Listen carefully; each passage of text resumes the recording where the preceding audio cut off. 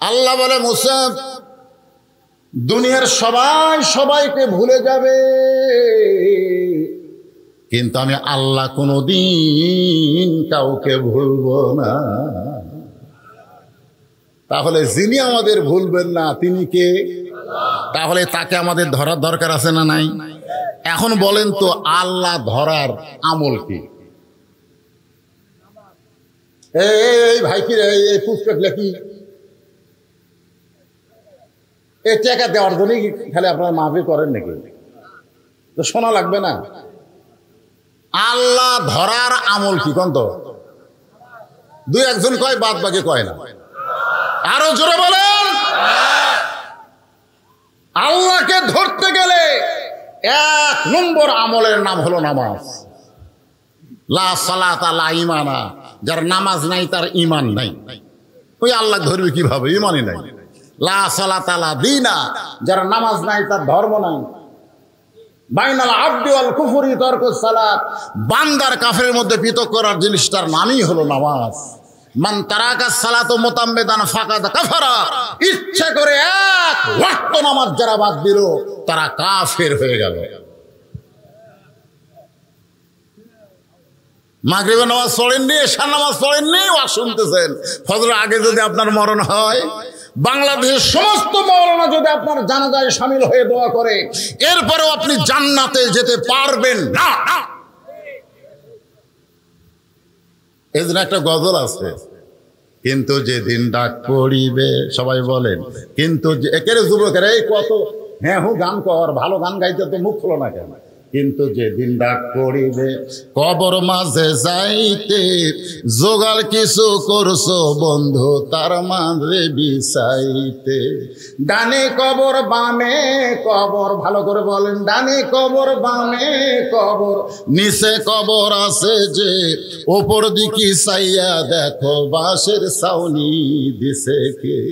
এমন আজাব দিবে রে ভাই, এমন আজাব দিবে রে ভাই, কবরের ওই মাটিতে গলা ফেটে রক্ত ঝরবে চিৎকারের ওই চোটেতে। লক্ষ কোটি মুর্দা ব্যয়, মুর্দা মানে টাকা, লক্ষ কোটি টাকা ব্যয় করলাম বালা খানা, হীরামণি মুক্তা দিয়া পালঙ্গের সামানা।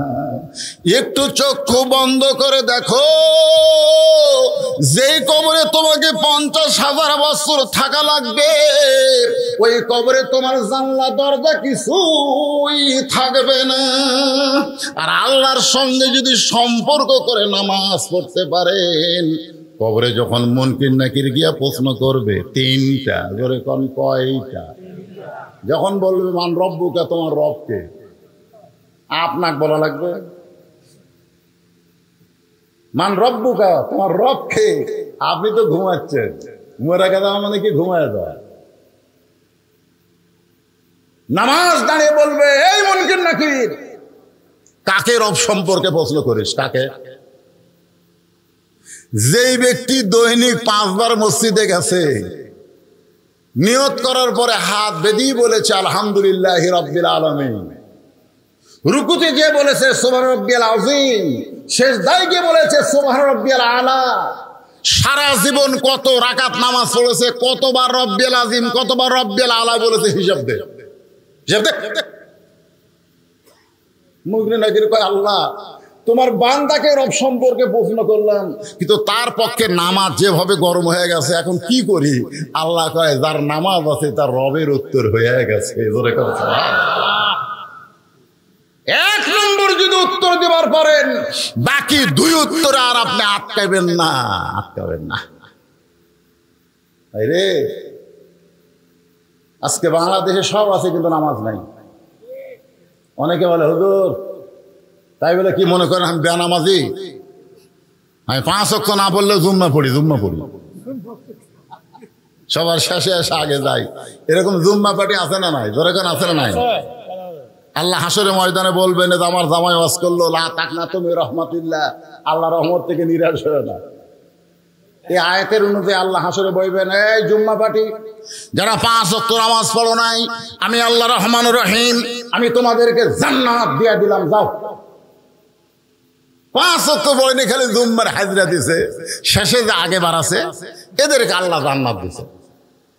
তখন 5 ওয়াক্ত নামাজের আমরা খেপে পাবো, আল্লাহ এটা কি করবে? এটা আল্লাহর বিচার হলো। আলাইসাল্লাহু বিআহকামিল হাকিমিন। জুম্মা পার্টি খুশি হয়ে মারবে দৌড়, এক দৌড়ে জান্নাতের দরজার কাছে গিয়ে দেখবে দরজায় বিশাল একটা তালা। ধরে কোন কি এইরকম একটা তালা। বলবে আল্লাহ আপনি আমার তো জান্নাত দিলেন, কিন্তু তালা দেওয়া, এখন আমরা কি করব? আল্লাহ বলে খুঁজে দেখ, তোদের কাছে চাবি আছে। ওরা খুঁজে দেখবে একটা চাবি আছে, ওই চাবিটা তালার মধ্যে ঢুকবে কিন্তু ঘুরবে না। ঢুকছে ঠিকই, ঘোরে না। বলে আল্লাহ চাবি তালার মধ্যে ঢুকলো কিন্তু চাবি ঘোরে না কেন? আল্লাহ বলে তালার মধ্যে 5টা দাগ আছে, তোর চাবির মধ্যেও 5টা দাগ থাকা লাগবে। এখন চাবি বের করে দেখ তো দাগ আছে কিনা। জুম্মা পাঠিয়ে বলবে আল্লাহ কিসের দাগ? আল্লাহ বলবেন ফজর, জোহর, মাগরিব, এশা, এই 5 ওয়াক্ত নামাজ যারা আদায় করবে তাদের চাবির মধ্যে 5টা দাগ, তালার মধ্যে 5টা দাগে দাগে মিলে যাবে, কুটুস করে তালা খুলে যাবে। আমরা তো 5 ওয়াক্ত আদায় করিনি। আল্লাহ বলে জুম্মা পাঠি তাহলে জান্নাত দেখবার পাইলি কিন্তু ঢুকবার পারবি না। যারা খালি জুমার নামাজ পড়েন এরা জান্নাত দেখবার পারবেন কিন্তু ঢুকবার। এই যুবকেরা, এই কি মনে করতেছেন? যারা কবরে গেছে তাদের আমরা যদি কিছু দেই তারা পাবে। জোরে কোন কথা ঠিক কিনা? তাদের আর নিজের করার কিছু নাই। কিন্তু এখন দুনিয়াতে আমরা এসেছি কেন? মুসা বলতেছে আল্লাহ মৃত্যুকে পছন্দ করার 2 নম্বর কারণ হলো আমার মৃত্যুটা কেবলমাত্র আল্লাহর জন্য আমি ওয়াকফ করেছি। আমি দুনিয়ার জন্য মরতে চাই না, আমি প্রেমিকার জন্য মরতে চাই না, আমি মরতে চাই কার জন্যে? আমার দিকে খেয়াল করেন, মরবো কার জন্যে? আরো জোরে কোন? আল্লাহ কোরআনে বলেছেন ইন্না সলাতি ওয়া নুসুকি ওয়া মাহইয়ায়া ওয়া মামাতি লিল্লাহি রাব্বিল আলামিন। এখানে 4টা বিষয় আছে। 1 নম্বর হলো, 1 নম্বর বিষয় কি? আমার নামাজ। নামাজের কথা শুনলে বেনামাজিরা মন খারাপ করে। সুদের বিরুদ্ধে ওয়াজ করলে যারা সুদ খায় এরা আবার রাগ করে। ঘুষের বিরুদ্ধে ওয়াজ করলে যারা ঘুষ খায় এরা আবার মন খারাপ করে। জোরে কোন কথা ঠিক কিনা? আপনারা বলেন, যে আল্লাহ কোরআন শরীফের মধ্যে সবচেয়ে বেশি নামাজের কথা বলেছে, জোরে কোন কথা ঠিক কিনা? বক্তা ওয়াজে আসবে, যত ওয়াজই করুক, এখানে নামাজের প্রাধান্য দিতে হবে। জোরে কোন কথা ঠিক কিনা? কারণ কোনো ওয়াজ দিয়ে মানুষ ভালো হওয়ার সম্ভাবনা নাই। আজকে যেই যুবকের আর্জেন্টিনার পতাকা টাঙ্গাছে, ব্রাজিলের পতাকা টাঙ্গাছে, আর্জেন্টিনার খেলা দেখছে 3টা পর্যন্ত, ব্রাজিলের খেলা দেখছে রাত 4টা পর্যন্ত, আসসালাতু খায়রুন শোনার পরে তারা ঘুমিয়ে গেছে, এই যুবকদেরকে ওয়াজ দিয়ে ভালো করা যাবে না। এদের ভালো করতে গেলে নামাজ লাগবে। জোরে কোন কথা ঠিক কি? আল্লাহ কোরআনে বলেছে ইন্না সলাতা তানহানিল ফাহশাই ওয়াল মুনকার। একমাত্র নামাজই পড়ে তোমাদের যাবতীয় খারাপি, ভালো সমস্ত খারাপি ফায়সা থেকে তোমাদেরকে হেফাজত করে দিতে। ধরে কোন সুবহানাল্লাহ। তাহলে কি ভাই, নামাজের দরকার আছে না নাই? আপনারা বলেন তো, আপনারা সত্যি করে বলেন, আপনাদের এলাকার 5 ওয়াক্ত নামাজ পড়ে এরকম কোন যুবকের গায়ে আর্জেন্টিনার জার্সি দেখছেন? 5 ওয়াক্ত নামাজ পড়ে এইরকম যুবকের গায়ে আর্জেন্টিনার জার্সি, এরকম যুবকের গায়ে ব্রাজিলের জার্সি, এইরকম যুবক আর্জেন্টিনার পতাকা টাঙ্গাছে। আমি হলফ করে বলতে পারি 5 ওয়াক্ত নামাজে যারা যায় তারা কোনোদিন আর্জেন্টিনা ব্রাজিলের সাপোর্টার হতে পারে না। কারণ আর্জেন্টিনা ব্রাজিল বর্তমানে ইসরায়েলকে সহযোগিতা করতেছে। তুমি জানো মেসি কি? তুমি জানো নেইমার কি? যুবক, জীবন নষ্ট করে দিও না। কারণ হাসরের ময়দানে আমার মতন বুড়া বয়সের লোককে আল্লাহ কিছুই করবে না। আল্লাহ বলবে তোর শৈশবকালের কোনো হিসাব নাই, বুড়া কালের কোনো হিসাব নাই, খালি যৌবন কালের হিসাব দিয়ে জান্নাতে যা। আমরা সেই যৌবনটা কাটে দিচ্ছি, মরা তো লাগবেই। যারা মরে গেছে তাদের জন্য শুধু কানলে হবে না, আমরা যারা মরবো কান্দা যেন না লাগে সেই কাজ আমরা দুনিয়াতে করবো। ধরে কোন কথা ঠিক কিনা? মুসা বলতেছে আল্লাহ মৃত্যুকে পছন্দ করার 2 নম্বর কারণ হলো আমার মৃত্যুটা কেবলমাত্র আপনার জন্য আমি অক্ষ করেছি। আল্লাহর কুদরতি মুখে হাসি ফুটে গেছে। সুবহানাল্লাহ। আল্লাহ হাসতেছে। মুসা কিন্তু আল্লাহ দেখেনি, কিন্তু আল্লাহর সঙ্গে কথা বলে। কথা বলার সময় আপনি উল্লাপাড়া থেকে ঢাকার এক বন্ধুর সঙ্গে মোবাইলে কথা বলতেছেন, ও যদি ওখানে কথা বলতে বলতে হাসে, আপনি কি বুঝতে পারবেন না? দরকার পারবেন কি পারবেন না? মুসা বলে আল্লাহ আপনি হাসেন কেন? আল্লাহ বলে আমার হাসার কারণ হলো তুমি বড় চালাক। দরকার সুবহানাল্লাহ। আমি আল্লাহর হাসার কারণ হলো তুমি বড় চালাক। মুসা বলে আল্লাহ আমার মধ্যে চালাকি কি দেখলেন? আল্লাহ বলে মুসা রে, যে আমার জন্য মরবে আমি আল্লাহ বলতেছি তার মৃত্যু নাই। আজকে বাইতুল মুকাদ্দাসকে রক্ষা করার জন্য যারা মরতেছে, আল্লাহ বলেছেন ওয়ালা তাকুলু লিমান ইউকতালু ফি সাবিলিল্লাহি আমওয়াতুন বাল আহইয়া বাল আহইয়া বাল আহইয়া ওয়ালাকিন লা তাশউরুন। আমার রাস্তায় যাদের জীবন যাবে তাদেরকে তোমরা মৃত্যু বলো না, আমি আল্লাহ বলতেছি তারা জীবিত। তাহলে বাইতুল মুকাদ্দাসে যে সমস্ত ফিলিস্তিন ভাই আজকে কতগুলা শত শত শহীদ হয়েছে, আপনারা বলেন ওরা কি মরছে? ওরা কি নিজের জন্য যুদ্ধ করছে না আল্লাহর জন্য? আল্লাহর ঘরকে রক্ষা করার জন্য। ইহুদির দখলে আল্লাহর ঘর দিবে না, কারণ যে বাইতুল মুকাদ্দাসে সমস্ত নবী রাসূল নামাজ পড়েছে, আমাদের নবী ইমামতি করছে। সুবহানাল্লাহ। সেখানে ইহুদিদের কোনো হাত আছে? মুসলমান জীবন দিচ্ছে। আল্লাহ রাস্তায় যারা জীবন দিবে, আল্লাহ রাস্তায় জীবন দিলে তাদের সামান্য একটা দৃষ্টান্ত আমি আপনাদের বোঝানোর জন্য বলতেছি। একজনের নাম হলো ইয়াজিদ, আর একজনের নাম হলো হোসাইন। দুটাই মুসলমান। হোসাইনের বাবা হচ্ছে হযরত আলী, রাসূলের জামাই। এই মনোযোগ দিয়ে শোনো। আর ইয়াজিদের বাপ হচ্ছে হযরতে মুআবিয়া রাদিয়াল্লাহু তাআলা আনহু, কাতিবে ওহী। জোরে কোন সুবহানাল্লাহ। নবীর কাছে যে আল্লাহর পক্ষ থেকে কোরআনের আয়াত আসে, সে আয়াতগুলো যিনি লেখে সেটা হচ্ছে ইয়াজিদের বাপ। তাহলে ইয়াজিদের বাপ সাহাবী, হোসাইনের বাপ সাহাবী। কিন্তু একজন মরে গেছে আর একজন কিয়ামত পর্যন্ত বেঁচে আছে। জোরে কোন কথা ঠিক কিনা? আপনারা বলেন তো কে বেঁচে আছে? যাই মরিছে না যাক মারা হয়েছে? বাংলাদেশে 3টা প্রেসিডেন্ট ক্ষমতার থাকতে বিদায় নিয়েছে। যদি বলা হয় বঙ্গবন্ধু শেখ মুজিবুর রহমান, সবাই বলবে মারছে। যদি বলা হয় জিয়াউর রহমান, সবাই বলবে মারছে। যদি বলা হয় জিল্লুর রহমান, সবাই বলবে মরছে। তাহলে দুটার বেলা কি কয়? কথা কয় না। এর এই গোরস্থানের মানুষের ওয়াজ একটু মনোযোগ দিয়ে শোনা লাগবে। দুটার ব্যাপারে কেউ কোনোদিনও বলবে না বঙ্গবন্ধু মরছে, এ কথা বলবে মারছে। জিয়াউর রহমান মরছে, এ কথা কেউ বলবে মারছে। আর জিল্লুর রহমান মারছে, এ কথা কেউ বলবে না, সবাই বলবে মরছে। এখন আপনাদের কাছে আমার প্রশ্ন, রাত গভীর হয়ে গেছে, গভীর রাতে একটু চিন্তা ভাবনা করে উত্তর দেন তো, মারা আর মরা এই দুটো কে এক?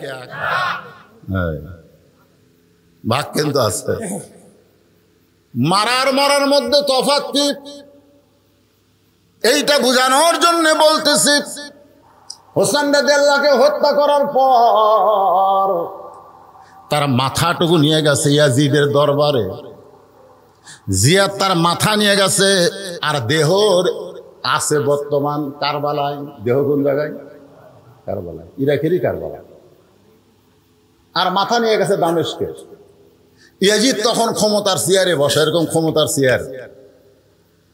ইয়াজিদের হাতে একটা লাঠি ছিল, ওই লাঠিটা হোসেন রাদিয়াল্লাহর মুখের মধ্যে ঢুকাই দিল।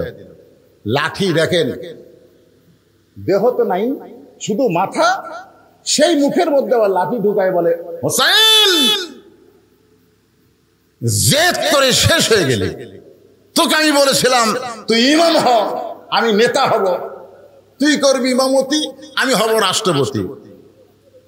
শোনেন খেয়াল করে, তুই করবি ইমামতি, হোসাইন তুই কি করবি, আর আমি এদিক কি হব, রাষ্ট্রপতি। একজন রাষ্ট্র চালাবে আর একজন মসজিদ চালাবে। তুই খালি জেদ করলি, আর জেদ করার কারণে আজকে তোর অবস্থা কি, তোর দেহ বলে আছে কোন জায়গা, তোর মাথা কোন জায়গা। মুখের মধ্যে লাঠি ঢুকাইয়া যখন ইয়াজিদ এইরকম অহংকারমূলক কথা বলতেছে, ইয়াজিদের সামনে যত মানুষ বসে আছে তাদের মধ্যে অনেক নবীর সাহাবীও আছে। হাদিসের মধ্যে আছে প্রায় 11-12 জন সাহাবী বসে আছে, আর হাজার হাজার মুসলমান তারা সবাই মাথা নত করে বসে আছে। কেউ একটা কথাও বলতেছে না, কেউ একটা কথা বলতেছে না। হোসাইন রাদিয়াল্লাহু তার মুখের মধ্যে লাঠি ঢুকাইছে, এরকম তিরস্কারমূলক কথা বলতেছে, কিন্তু কেউ মাথা তুলতেছে না, কারণ জানে এ সময় মাথা তুললি তার মাথা।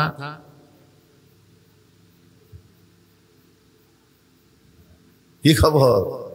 গোস্ত আলারে কইলাম, কে ভাই তোমরা গত সপ্তাহে 500 করে বেচলে, এই সপ্তাহ 600 টাকা, পরের সপ্তাহ যায় দিকে 700 টাকা। আমি বললাম 700 টাকা ভাই, এত বাড়তিছে গে? তোর কথা কয় না তো, আমরা এত টাকা নিচ্ছি, কেউ তো কথাই কয় না। মনে হয় বর্তমানে বাংলাদেশের মানুষের জবান বন্ধ, ধরে কোন কথা ঠিক কিনা, কথা কয় না। এমনকি নিজের বাড়িতে ভারতের হিন্দুদের পূজার গান হচ্ছে, হরি হরি হরি হরি লো, পূজার বাদ্য বাজতেছে, তারপরেও পুরুষ মানুষ কথা বলতেছে না। এই পূজার বাদ্য বাজতেছে তার বইয়ের কারণে, কারণ তার বউ স্টার জলসা, জি বাংলার বড় ভক্ত। বউ যখন স্টার জলসা দেখতেছে, স্টার জলসা নাটকের মধ্যে হিন্দুদের পূজার বাদ্য মুসলমানের ঘরের মধ্যে বাজতেছে, অথচ স্বামী জবান বন্ধ করে রাখছে। কথা দেখতে কথা কি, তুমি বুড়া মানুষ ফজরের নামাজ সামনে কাতারে বলো, আর তোমার 26 বছরের আইডিয়া ঘুম পাড়তেছে, বা কথা কয় না। অথচ আল্লাহ রাসূল বলেছেন 7 বছর থেকে নামাজের তালিম দাও। নিয়ত কি করা লাগবে, রুকু কেমনে করা লাগবে, সেজদা কেমনে করা লাগবে, কোন জায়গায় কোন দোয়া পড়া লাগবে, এই 3 বছর তালিম দাও। আর 10 বছর থেকে মারিয়া পিটা তাকে নামাজে নিয়ে যাও। জোরে কোন কথা ঠিক কিনা? এই কয় বাপ আছে না, খালি আড়িয়া ফেলতেছে, আড়িয়া সারাদিন খালি ঘরে আড়িয়ারা খালি ঘুরতেছে রাস্তা দিয়ে। কি কয়দিন ঘুরবো? ঘুরতে ঘুরতে একদিন বদর রশিদের মতন বুড়া হয়ে যাবা। তোরেকার কথা ঠিক কিনা? বুড়া হয়ে যাবা, তখন তোমার মধ্যে মরার ভয় আসবে, আল্লাহর ভয় না। কিসের ভয়? মরার ভয়। মসজিদের নামাজ পড়বার যায় দেখে, আর মাজা ও বিয়ারিং যে মেশিন চলে না, সেই মেশিন হতাল চলাবার গেলে চলবি, কারণ বিয়ারিং টিয়ারিং সব জাম মারছে। বিয়ারিং জাম মারছে, বিয়ারিং জাম মারা বোঝেন না? এখন হাঁটুর বিয়ারিং জাম মারছে, মাজার বিয়ারিং জাম মারছে, আর রুকু করা পারে না, সেজদাও করা পারে না, ওই সিয়ারত বসে থেকে খালি করতেছে। ফেরেশতা কয়, আল্লাহ এই যে তুমি কোরআনে কইছো কুমু লিল্লাহি কানিতিন, দাঁড়াও লিল্লাহি আল্লাহর জন্য কানিতিন, আনুগত্য নিয়ে দাঁড়াও, নামাজ দাঁড়িয়ে পড়তে হবে, দাঁড়াতে হবে। আর এই সারাদিন হাতে বাজারত যায়, 10-এর ব্যাগ নিয়ে বাড়িতে আসে, আর মসজিদ আসে চেয়ার নিয়ে বসে, এর খবর কি? আল্লাহ বলতেছে সরকারি চাকরি না করে কেউ যদি পেনশন চায়, ওই জীবনেও পেনশন পাবি না। ধরে কোন কথা ঠিক কিনা? তো যৌবন বয়সে যদি তুমি নামাজ না পড়ো, বুড়া বয়সে চেয়ার ধরছে, তোমার ভাগ্যে পেনশন নাই, তোমার ভাগ্যে সোয়াব নাই, তোমার ভাগ্যে কবর আসলে খালি। যদি ফুলগুলো হয় অভিমানে ঝরে যায়, আমি মালা গেথে বলো কারে পরাবো, সে যে কেন এলো না, কিছু ভালো লাগে না, কবরে আসুক তারি। কি কোন মজা আছে না নাই? ধরে কোন আছে না নাই? আমার মা বোনেরা পর্দার অন্তরে ধরে বসে আছেন, আমার সামনে যে বাবাজিরা বসে আছেন, সবাই একটু মনোযোগ দিয়ে শুনবেন। যে ওয়াজটা আমি করতেছি এটা সকলের জন্য সমান, কারণ পুরুষের জন্যও নামাজ, নারীর জন্যও নামাজ আছে না নাই? যখন আছে না নাই? দেখবেন অনেক মেয়েরা রোজা করে, রোজার দিকে হাঁটে, কিন্তু নামাজ আছে না নাই? যখন আছে না নাই? এই মায়েদের বলবো, মা এক নম্বর আমল হলো নামাজ, যেটা হলো আল্লাহ পাওয়ার জন্যে। নামাজ যদি না থাকে তাহলে সে আল্লাহর জন্য মরতে পারবে না। মান সাআলাল্লাহু তাআলা আশ-শাহাদাতা বিসিদকিন বাল্লাগাহুল্লাহু মানাজিলাশ শুহাদাই আইমাতা আলা ফিরাশিহি রাওয়াহুল বুখারী কিতাবুল মাগাজি। ধরে কোন সুবহানাল্লাহ। সবাই মাথা নিচু করে আছে। ইয়াজিদ খালি ইচ্ছা মতো বলে যাচ্ছে, হোসেন এখন তোর কি হলো? সমস্ত মুসলমান যখন মাথা নিচু করে বসে আছে, মাথা তুললেই মরার ভয়। মাথা তুললেই কিসের ভয়? মরার ভয়। মানুষের যখন মরার ভয় ঢুকে যাবে, ওই মানুষ আর হকের পক্ষে থাকতে পারবে না। কারণ মরার ভয়, ধরার ভয়, মরার ভয়, ধরার ভয়। আমার বউ আমারে কয়, এমন ওয়াজ করবেন উল্লাহ বাড়ির যেন আসবার পারেন, পুলিশ যেন না ধরে। আমি কইলাম, আমার এক রেজাউল ভাই, পুলিশ ধরা লাগেনি রে, পুলিশ ধরা লাগেনি রে, চলে গেছে। আমার বউ কয়, কুটি গেছে, কুটি গেছে, কুটি গেছে। তুমি পুলিশ ধরার ভয়ে কোরআনের হক কথা গোপন করলে, রাস্তার মধ্যে আজরাইল ধরবি। জোরে কর কথা, ঠিক কি না? কথা পরিচিত মুসলমান যারা হবে, তারা পুলিশ ধরার আগে আজরাইল ধরার চিন্তা করবে, যে আজরাইল ধরার সময় লা তামুতুন্না ইল্লা ওয়া আনতুম মুসলিমুন। আল্লাহ কোরআনে বলতেছে, মরিস না, মরিস না যতক্ষণ মুসলমান না হবে। এখন মুসলমান হয়ে মরতে গেলে কি লাগবে? ইন্না লিল্লাহি ওয়া ইন্না ইলাইহি রাজিউন। আয়াতের তাফসীর শোনা লাগবে না? জোরে গান লাগবে না? আমার মা বোনদের জন্য বলতেছি, মা, যদিও নামাজের ওয়াজ হচ্ছে, মুসা আলাইহিস সালামের মৃত্যুর পছন্দের 2 নম্বর কারণকে সামনে নিয়ে হোসাইন এখন মুখের মধ্যে লাঠি নিছে। এমন সময় একজন সাহাবী মাথা তুলছে। 10-12 জন সাহাবীর মধ্যে একটা সাহাবী মাথা তুলিছে, মাথা তুলছে। শুধু মাথা তোলেনি, খাড়া হয়ে গেছে। বসে থাকলে হবে না, বসে থাকলে হবে না তো। মাও বলতেছে, খবরদার বেরাস না, বাইরে কিন্তু বাঘ আছে, বাঘ আছে, খবরদার বাইরে যাস না, ঘরের দরজা বসে থাক। মাও মনে করছে, ছেলেকে আমি বাড়ির মধ্যে রাখলি ছেলে আমার নিরাপদ হবে। ছেলে আর বেড়া যায়নি। আস্তে আস্তে জঙ্গল বেড়ে গেছে, জঙ্গল কি বেড়ে গেছে, বাড়তে বাড়তে আর জানলা পর্যন্ত জঙ্গল এসে গেছে। ওই আর বাড়ায় না, কিন্তু বাঘ জানলার যায়। তারপর কান দেওয়ার কয়, মা তুমি বাড়াবার নিষেধ করছে, এখন বাঘই যে আমার জানলার কাছে, এখন কি? তখন মা বলতেছে, আমি বড় ভুল করছি রে, আমার বলা লাগতো বার হ, খালি হাতে বার হোস না, খালি হাতে বার হোস না, কুড়াল নিয়ে দাও নিয়ে জঙ্গল কাটা সাফ কর। ধরে করে কথা ঠিক না? বের হ মুসলমান, বের হ। বসা থাকলে ইমান থাকবে না। ধরে কোন কথা ঠিক না? বের হ। আমার বলা দরকার ছিল বের হ, খালি হাতে না, একটু সাইজ করার মাল না বাড়া। ধরে কোন কথা ঠিক না?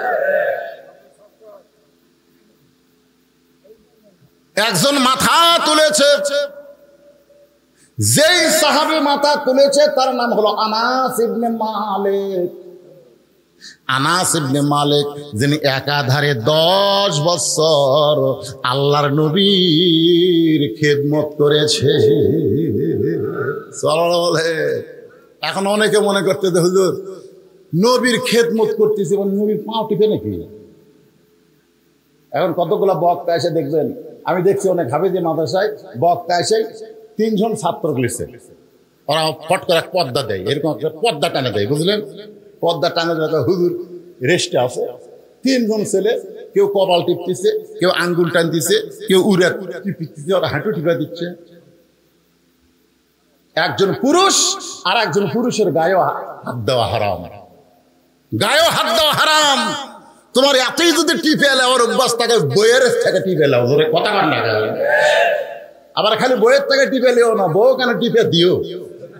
কারণ আল্লাহ কোরআনে বলেছেন, হুন্না লিবাসুল লাকুম ওয়া আনতুম লিবাসুল লাহুন্না। স্বামী হলো বিবির পোশাক, বিবি হলো স্বামীর পোশাক। জোরে কান সুবহানাল্লাহ, সুবহানাল্লাহ জোরে কান। আনাস রাদিয়াল্লাহু বলেন, আমি জীবনে বহু ভুল করেছি। আমি রাসূলের অনেক কথা বুঝতে পারি নাই, ভুল করেছি, কিন্তু এরপরেও 10 বছর রাসূল আমাকে কোনোদিন বলল না, আনাস তুমি এটা কেন করলে, এটা কেন করলে না, এমন কথাও রাসূল কোনোদিন বলে নাই। সুবহানাল্লাহ। আনাস বলে, ইয়াজিদ তুমি যার মুখে লাঠি ঢুকায়া ব্যঙ্গ করতেছো, তিরস্কার করতেছো, সেই হোসেনকে তুমি চেনো? সুবহানাল্লাহ। সেই হোসেনকে তুমি চেনো? চেনো? আগে চেনা লাগবে তো, আগে চেনা লাগবে না? আলেমদের না চিনলে সম্মান দিবের কোত্থেকে? আগে চেনা লাগবে। তুমি চেনো হোসেনকে? আমি 10 বছর নবীর খাদেম ছিলাম, নবীর গোলাম ছিলাম, এ কথা বলা হারাম, এ কথা বলা হারাম। কেউ যদি নাম রাখে গোলাম নবী, নাম রাখা হারাম। গোলাম রব্বানি নাম রাখা যাবে, গোলাম রব্বানি, রবের গোলাম বলা হবে, নবীর গোলাম বলা যাবে না, নবীর খাদেম বলা যাবে। ধরে কোন কথা ঠিক কিনা? কথাগুলো খুব খেয়াল করবেন। নাম তো গোলাম রসুল, আমি রাসূলের গোলাম, তো চাপাত লাত্তি মেরা জাহান্নামে পাঠাবে না। রাসূলের গোলামি করার জন্য আল্লাহ তোমাকে এখানে পাঠাই নাই, রাসূলকে অনুসরণ করার জন্য আল্লাহ বলেছে। ধরে কোন কথা ঠিক কিনা? অনেকে নাম গোলাম রসুল, গোলাম নবী। আমি কই ভাই এগুলো ভাই কত হুজুরের সামনে পরিচয় দিল, কি মনে করতেছেন? কার গোলাম হওয়া লাগবে? নাম রাখেন গোলাম রব্বানি, গোলাম রহমানি, এগুলো নাম রাখা জায়েজ আছে, আল্লাহর গোলাম। আমি 10 বছর রাসূলের খেদমত করেছি। রাসূল ফরজ নামাজগুলো মসজিদে পড়তেন, আর নফল সুন্নতগুলো নিজের বাড়িতে পড়া পছন্দ করতেন। আল্লাহ রাসূল নফল নামাজের সেজদায় কোত্থেকে ওই হোসাইন যার মুখে লাঠি ঢুকাইছো, সেই হোসাইন তখন ছোট্ট ছিল, কোত্থেকে এসে আল্লাহ নবীর পিঠে চড়েছে। নবী আছে নামাজের সেজদায়, আর নবীর পিঠে চড়ে বলতেছে, চল ঘোড়া চল, চল ঘোড়া চল, চল ঘোড়া চল। আনাস বলে, ইয়াজিদ রে আমার সহ্য হলো না, নবী নামাজের সেজদায় আর হোসাইন চল ঘোড়া বলতেছে। আমি আস্তে করে নবীর পিঠ থেকে হোসাইনকে যখন নামাতে গেলাম, এমন সময় নবী সেজদা দেওয়া অবস্থায় আমার হাত দিয়ে ইশারা করলেন নামাস না। আমি আবার ফিরে আসলাম, কিছুক্ষণ পরে হোসাইন বলতেছে, যেই ঘোড়া চলে না সেই ঘোড়ার পিঠে চড়ে আমার লাভটা কি? রাগ করে হোসাইন যখন ঘর থেকে বার হয়ে যায়, নবী নামাজ শেষ করে যখন সালাম ফিরাই, আমি রাসূলের সামনে গিয়ে বললাম, ইয়া রাসূলুল্লাহ এত বড় বেয়াদবি হোসাইন করলো, আমি নামার চাইলাম কিন্তু আপনি নিষেধ করলেন কেন? রাসূল বলে, আনাস আমি হোসেনকে পিঠ থেকে নামাবার চাইছিলাম, আমি নামাবার চাইছিলাম কারণ আল্লাহর সেজদায় আছি। এমন সময় আল্লাহ যদি হোসেনের উপর বেজার হয়, এই মনে করে আমি যখন নামাবার চাইলাম, আল্লাহ ডাকতে বলে, হাবিব আপনি যেমন হোসেনকে ভালোবাসেন, আমি আল্লাহ তেমন ভালোবাসি। আপনার পিঠে যতক্ষণ বসে থাকবে আপনি হোসেনকে নামাবেন না। ওমর ফারুক বললেন, ইয়া রাসূলুল্লাহ আসরের প্রথম সেজদায়, প্রথম রাকাতের প্রথম সেজদায় আমরা সুবহান রাব্বিল আলা, সুবহান রাব্বিল আলা 3 বার বললাম, কিন্তু দ্বিতীয় সেজদায় 100 বার বলি, তারপরেও আপনি সেজদা তোলেন না। কারণ ইমাম সেজদা না তুললে মুসল্লিরা তো সেজদা তোলা যাবে না। ইয়া রাসূলুল্লাহ তাহলে আসরের নামাজের প্রথম সেজদায় 3 বার আর দ্বিতীয় সেজদার কি 100 বার রাব্বিল আলা বলতে হবে? আল্লাহ রাসূল বলে, সাহাবীরা রে আমি দ্বিতীয় সেজদায় 100 বার রাব্বিল আলা বলিনি, কিন্তু সেজদা লম্বা করার কারণ কি তোমরা জানো? বলে, না রাসূল আমরা তো জানি না। বলে, তোমরাও সেজদায় আমিও সেজদায়। এমন সময় আমার 2 নাতি হাসান হোসেন এসে আমার পিঠের উপরে চড়ে বসেছে। এখন সেজদা কেমনে তুলি? আমি তুলবার চাই কিন্তু আল্লাহ তুলতে নিষেধ করে। রে সাহাবীরা শোনো, সাইয়্যিদুশ শাবাবি আহলিল জান্নাহ হাসান হোসেন রাদিয়াল্লাহু তাআলা আনহুমা জান্নাতের যুবকদের সর্দার হবে হাসান হোসেন। এদেরকে যে ভালোবাসে না, আমি নবীকেও সে ভালোবাসে না। আর আমি নবীকে যে ভালোবাসে না সে আল্লাহকেও ভালোবাসে না। আল্লাহকে যদি পাবার চাও তাহলে নবীর সাথে হাসান হোসেনের প্রেমটাও কলিজার মধ্যে রাইখা দাও। ধরে কর না সুবহানাল্লাহ। ইয়াজিদ নবীরে ঘোড়া বানাইছে, আল্লাহর ভালো লাগে, আর তুই মুখের মধ্যে লাঠি ঢুকায় তিরস্কার করিস। তুই হোসেনকে চিনিস? আজ ক্ষমতার চেয়ার পায়া তুই যা ইচ্ছা তাই করতেছিস। আমি রাসূলের সাহাবী আনাস বলতেছি, একদিন তুইও থাকবি না, তুই মরে যাবি, কিন্তু হোসাইনের মরণ নাই। উপস্থিত মুসলমান বুঝবার পারলো যে একদিন তুই মরে যাবি, তুই শেষ হয়ে যাবি। ইয়াজিদ মরে গেছে, পচিয়া গেছে। গোটা পৃথিবীতে মুসলমান তো দূরের কথা, একটা হিন্দুর বেটার নামও ইয়াজিদ নাই। ধরে কোন কথা ঠিক না? আর প্রত্যেকটা পাড়ায় পাড়ায় হোসাইন আছে না নাই? ধরে কোন আছে না নাই? তার মানে বোঝা গেল আল্লাহর জন্য যারা জীবন দেয় তারা কিন্তু মরে না, তারা কিয়ামত পর্যন্ত অমর হয়ে যায়। মুসা বলে আল্লাহ মৃত্যুকে পছন্দ করার 3 নম্বর কারণ, সুবহানাল্লাহ বলেন, 2 নম্বর কারণ হয়ে গেছে, এখন 3 নম্বর মজার কারণ, অত্যন্ত মজা। এই মজার কারণ বলার আগে আমি একটা গান গাবো। গানটা শুনে আপনারা বুঝবেন, আধা বুঝবেন কিন্তু পুরা বুঝবেন যে 3 নম্বর কারণটা কি। এই কি হচ্ছে, তোমরা এই ডিস্টার্ব করো, এই দিকে তাকাও, সামনে বসিয়ে করা হয় না। 3 নম্বর কারণ একটা গান গায়। এই ছেলেরা, গানটা কিন্তু যিনি গাইছে তিনি হচ্ছে খ্রিস্টান, ওর নাম হলো এন্ড্রু কিশোর। গোরের নাম কি? এন্ড্রু কিশোর। আমি খালি চিন্তা করি যে এন্ড্রু কিশোর যদি মুসলমান হয়ে মরতো, এই একটা গানই জান্নাত দিত, কিন্তু না, ওই মুসলমান নয়। যেরকম নবীর চাচা আবু তালেব রাসূলের যে ভালোবাসা দিছে, আল্লাহ রাসূল নিজেই বলেছে আমি বাপ হারা হতে পারি কিন্তু আমি এতিম না, আমি এতিম নই, আমার বাপ না এটা বলতে পারো, কিন্তু আমার এমন এক চাচা আবু তালেব পেয়েছি যে চাচাকে বাবার পরে আমার বাবা নাই, এ কথা আমার কোনোদিনও মনে হয় না। এত দয়া করেছে আবু তালেব, তারপরও জান না। কারণ কি? ঈমান নেই। আবু জেহেল নামের কোন মুসলমান আছে? আবু লাহাব নামে কোন মুসলমান আছে? কথা কয় না, কিন্তু আবু তালেব আছে। দেখছেন, আবু তালেবও কাফের, আবু লাহাবও কাফের, কিন্তু আবু লাহাব নামে কোন মুসলমান নাই। আবু তালেব নামে কেন আছে? আবু তালেবে তো মুসলমান না, খুবই অবস্থায় চলে গেছে। এটা আজকে আমি আপনাদের বুঝাই দিব। দুটাই নবীর চাচা, আবু লাহাব নবীর চাচা, আবু তালেব নবীর চাচা, দুটাই কাফের। এক কাফের নামে কোনো মুসলমানের নাম নাই, আর এক কাফের আবু তালেবের নামে মুসলমানের নাম আছে। যখন আছে না নাই? কারণ কি? একজন আবু তালেবকে আমি বললাম, ভাইজান তুমি যে নাম রাখছো আবু তালেব, তুমি জানো আবু তালেবকে? নবীর চাচা। আচ্ছা বলো আবু লাহাবকে? আবু লাহাব তো কাফের, কাফের হলে হবে না, নবীর কে সেটা কও।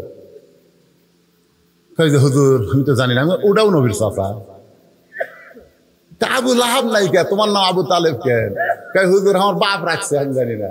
রাখা ঠিক আছে, আবু তালেব। আমি বললাম আবু তালেব নাম রাখা যায় না। শোনাল্লাহ কন কি জন্য যায়? শোনা লাগবে না? হ্যাঁ, এটা শোনা লাগবে।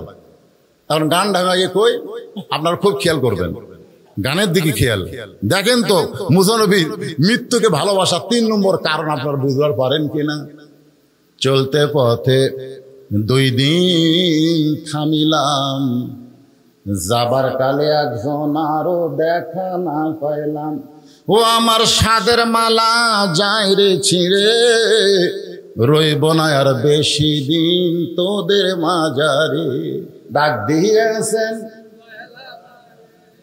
এই জায়গাতে একটু ভুল হলো। ওই হিন্দুতেও বা খ্রিস্টান ওই দয়াল করবে, কিন্তু আমরা দয়াল করবো না, আমরা বলবো আল্লাহ। ধরে কোন কি বলবো? তাহলে কি বলেন? ডাক দিয়েছেন আল্লাহ আমারে। আপনারা বলেন ডাক দিবে আল্লাহ আমারে, এইটা এন্ড্রু কিশোর না বলে কেন বললেন দিয়েছেন? কারণ দিয়েছেন হলো অতীতকাল, তিনি গানের মধ্যে বর্তমান ভবিষ্যৎ না বলে ডাক দিবে হলো, এটা হলো বর্তমান, ভবিষ্যৎ দিয়েছেন হলো অতীতকাল। আপনারা বলেন তো গানের মধ্যে কি বলেছেন? ডাক দিবেন দয়াল আমারে, না ডাক দিয়েছেন? তো ডাক দিয়েছেন কেন বললেন? ইন্দ্র কিশোর খ্রিস্টান হতে পারে, কিন্তু এই গানটা যিনি লিখেছেন তিনি তো আর খ্রিস্টান না। তিনি কোরআনের সূরা মুলকের 2 নম্বর আয়াতকে এই গানের মধ্যে নিয়ে এসে বলতেছেন, আল্লাযী খালাকাল মাউতা ওয়াল হায়াতা লিয়াবলুয়াকুম আইয়ুকুম আহসানু আমালান ওয়া হুয়াল আজিজুল গফুর। কি মজা রে! এ মুসা নবীর মৃত্যুর 3 নম্বর কারণ শোনার পরে আপনাকে কারু আর বাঁচার স্বাদই থাকবি না, খালি মন চাবি কখন মরে, কখন মরে।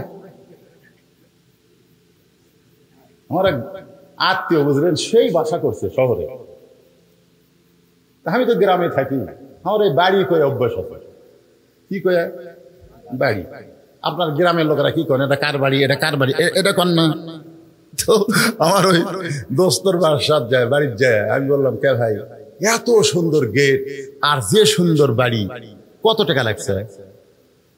তো আমাকে বলতেছে, তুমি শিক্ষিত হয়েছে, আলেম হয়েছে, বক্তা হয়েছে, কিন্তু জ্ঞান কম। আমি বললাম কেন ভাই? কিন্তু এই কোটি টাকা খরচ করে এর নাম বাড়ি? এই এটা কি তোর গ্রামের বাড়ি? বাড়ি করছি আর রাগ করছে, বলা লাগবে বাসা। বলা লাগবে ভাই এত সুন্দর বাসা, এত সুন্দর বাসা বলা লাগবে, কিন্তু আমি কইছি বাড়ি। এই বাড়ি কোয়াতে আর রাগ। আমি তখন বললাম, তাহলে আব্দুল আলিম কি ভুল কইছে নাকি? ও আমারে বলতেছে আব্দুল আলিম কি কইছে? বলে আজ থেকে 50 বছর আগে আব্দুল আলিম একটা গান গায়ে গেছে, এপারে তোর বসত বাড়ি, ওই পারে তোর বাসা। সবাই বলেন, এপারে তোর বসত বাড়ি, ওই পারে তোর বাসা। ভব দরিয়ায় পাড়ি দিতে কেমনে করলি আশা, লাভ করিতে আইসারে ভবে হইলারে দে দিশা। রতন কাঞ্চন বদল দিয়া, রতন কাঞ্চন বদল দিয়া কিনলি তামাশিসা। এপারে তোর বসত বাড়ি, ওই পারে তোর বাসা।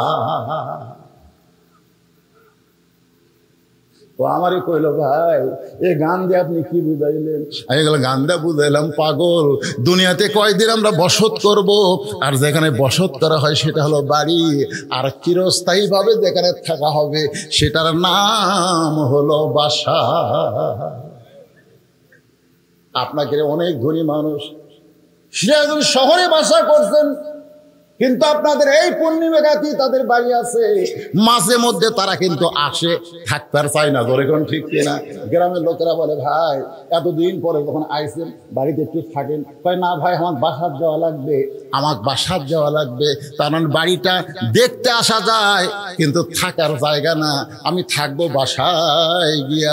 ইমাম গাজ্জালি বলেছেন, দুনিয়ার যেগুলো বাসা আছে তোমরা বাসা মনে করে আশা করতেছো থাকবে চিরকাল, কিন্তু শহরের বাসা থাকলে গ্রামের বাড়ি যেমন তোমার ভালো লাগে না, জান্নাতে যাদের বাসা তৈরি করা হয়ে গেছে তাদের দুনিয়াও ভালো লাগবে না। আইসে ঠিকই তাদের যাইতে হবে, এই চিন্তা তারা সব সময় করবে। কথা বলেন ঠিক? এখন মুসা নবী মৃত্যুকে পছন্দ করার 3 নম্বর কারণ বলবো। এ কারণ বলার আগে আমার মা বোনেরা খালি খেপতিছে যে এই আজ্ঞাটা আদায় করে গেল, জামাই কি এক ওয়াজ করলো আমরা বুঝতে পারলো না, কাপন চোরা, আর বক্তা সে কি এক ওয়াজ ধরলো না, আমাকে ওয়াজ তো কেউ করলো না। ঠিক কিনা বলেন? এই জন্য মাত্র 5টা মিনিট, কারণ ওরা যদি ভালো হয় শান্তিকার, না বউ যদি ভালো হয় শান্তিকার, পাড়ার লোকের না স্বামী। হ্যাঁ, আমাদের বউগুলা পাড়া ঠিক হচ্ছে বুঝলেন, কিন্তু বাড়ি ঠিক হয়নি। পাড়া ঠিক, গোটাল পাড়া সবাই বলে, ভাবি ভাবি, হ্যাঁ ভাবি আপনার কি সাইজ মনে হয় আপনার বিয়ে হয়নি। দেখো আল্লাহ তোমার কি চোখ দিতে রে, আর আমার স্বামী এই ভালো কথা আমার কোনোদিনও হয়নি। আমি বললাম যারা বলতেছে ভাবি মনে হয় তোমার বিয়ে হয়নি, এরা এই তারিফ করার কারণে হলো ওভার ডিউটি মারবার চাই। ধরে কোন কথা ঠিক না? আর স্বামীর তো ওভার ডিউটি না, স্বামীর হলো ডিউটি।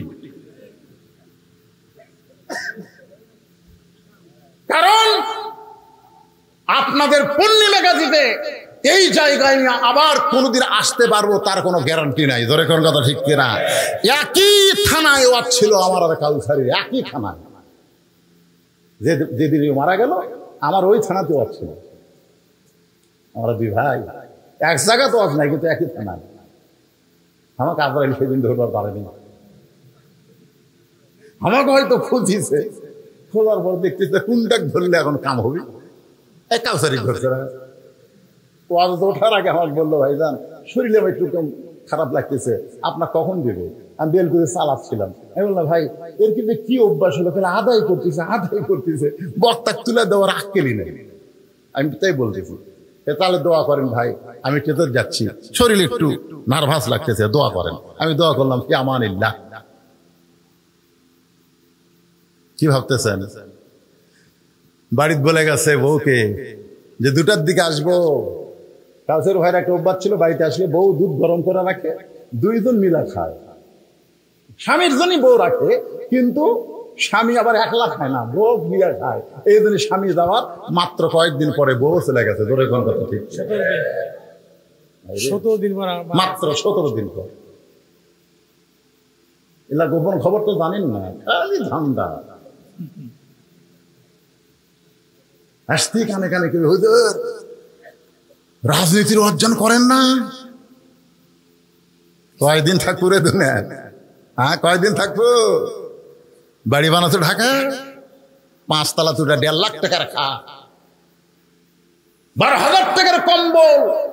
পৌষ মাসের 9টার সময় বলতেছে আমার বাসা আমার ঘর আমার নামাইকে। 2 কান্দের ফেরেশতা বলতেছে আল্লাহ ই কি কয়, আমার বাসা আমার ঘর আমার নামাইকে?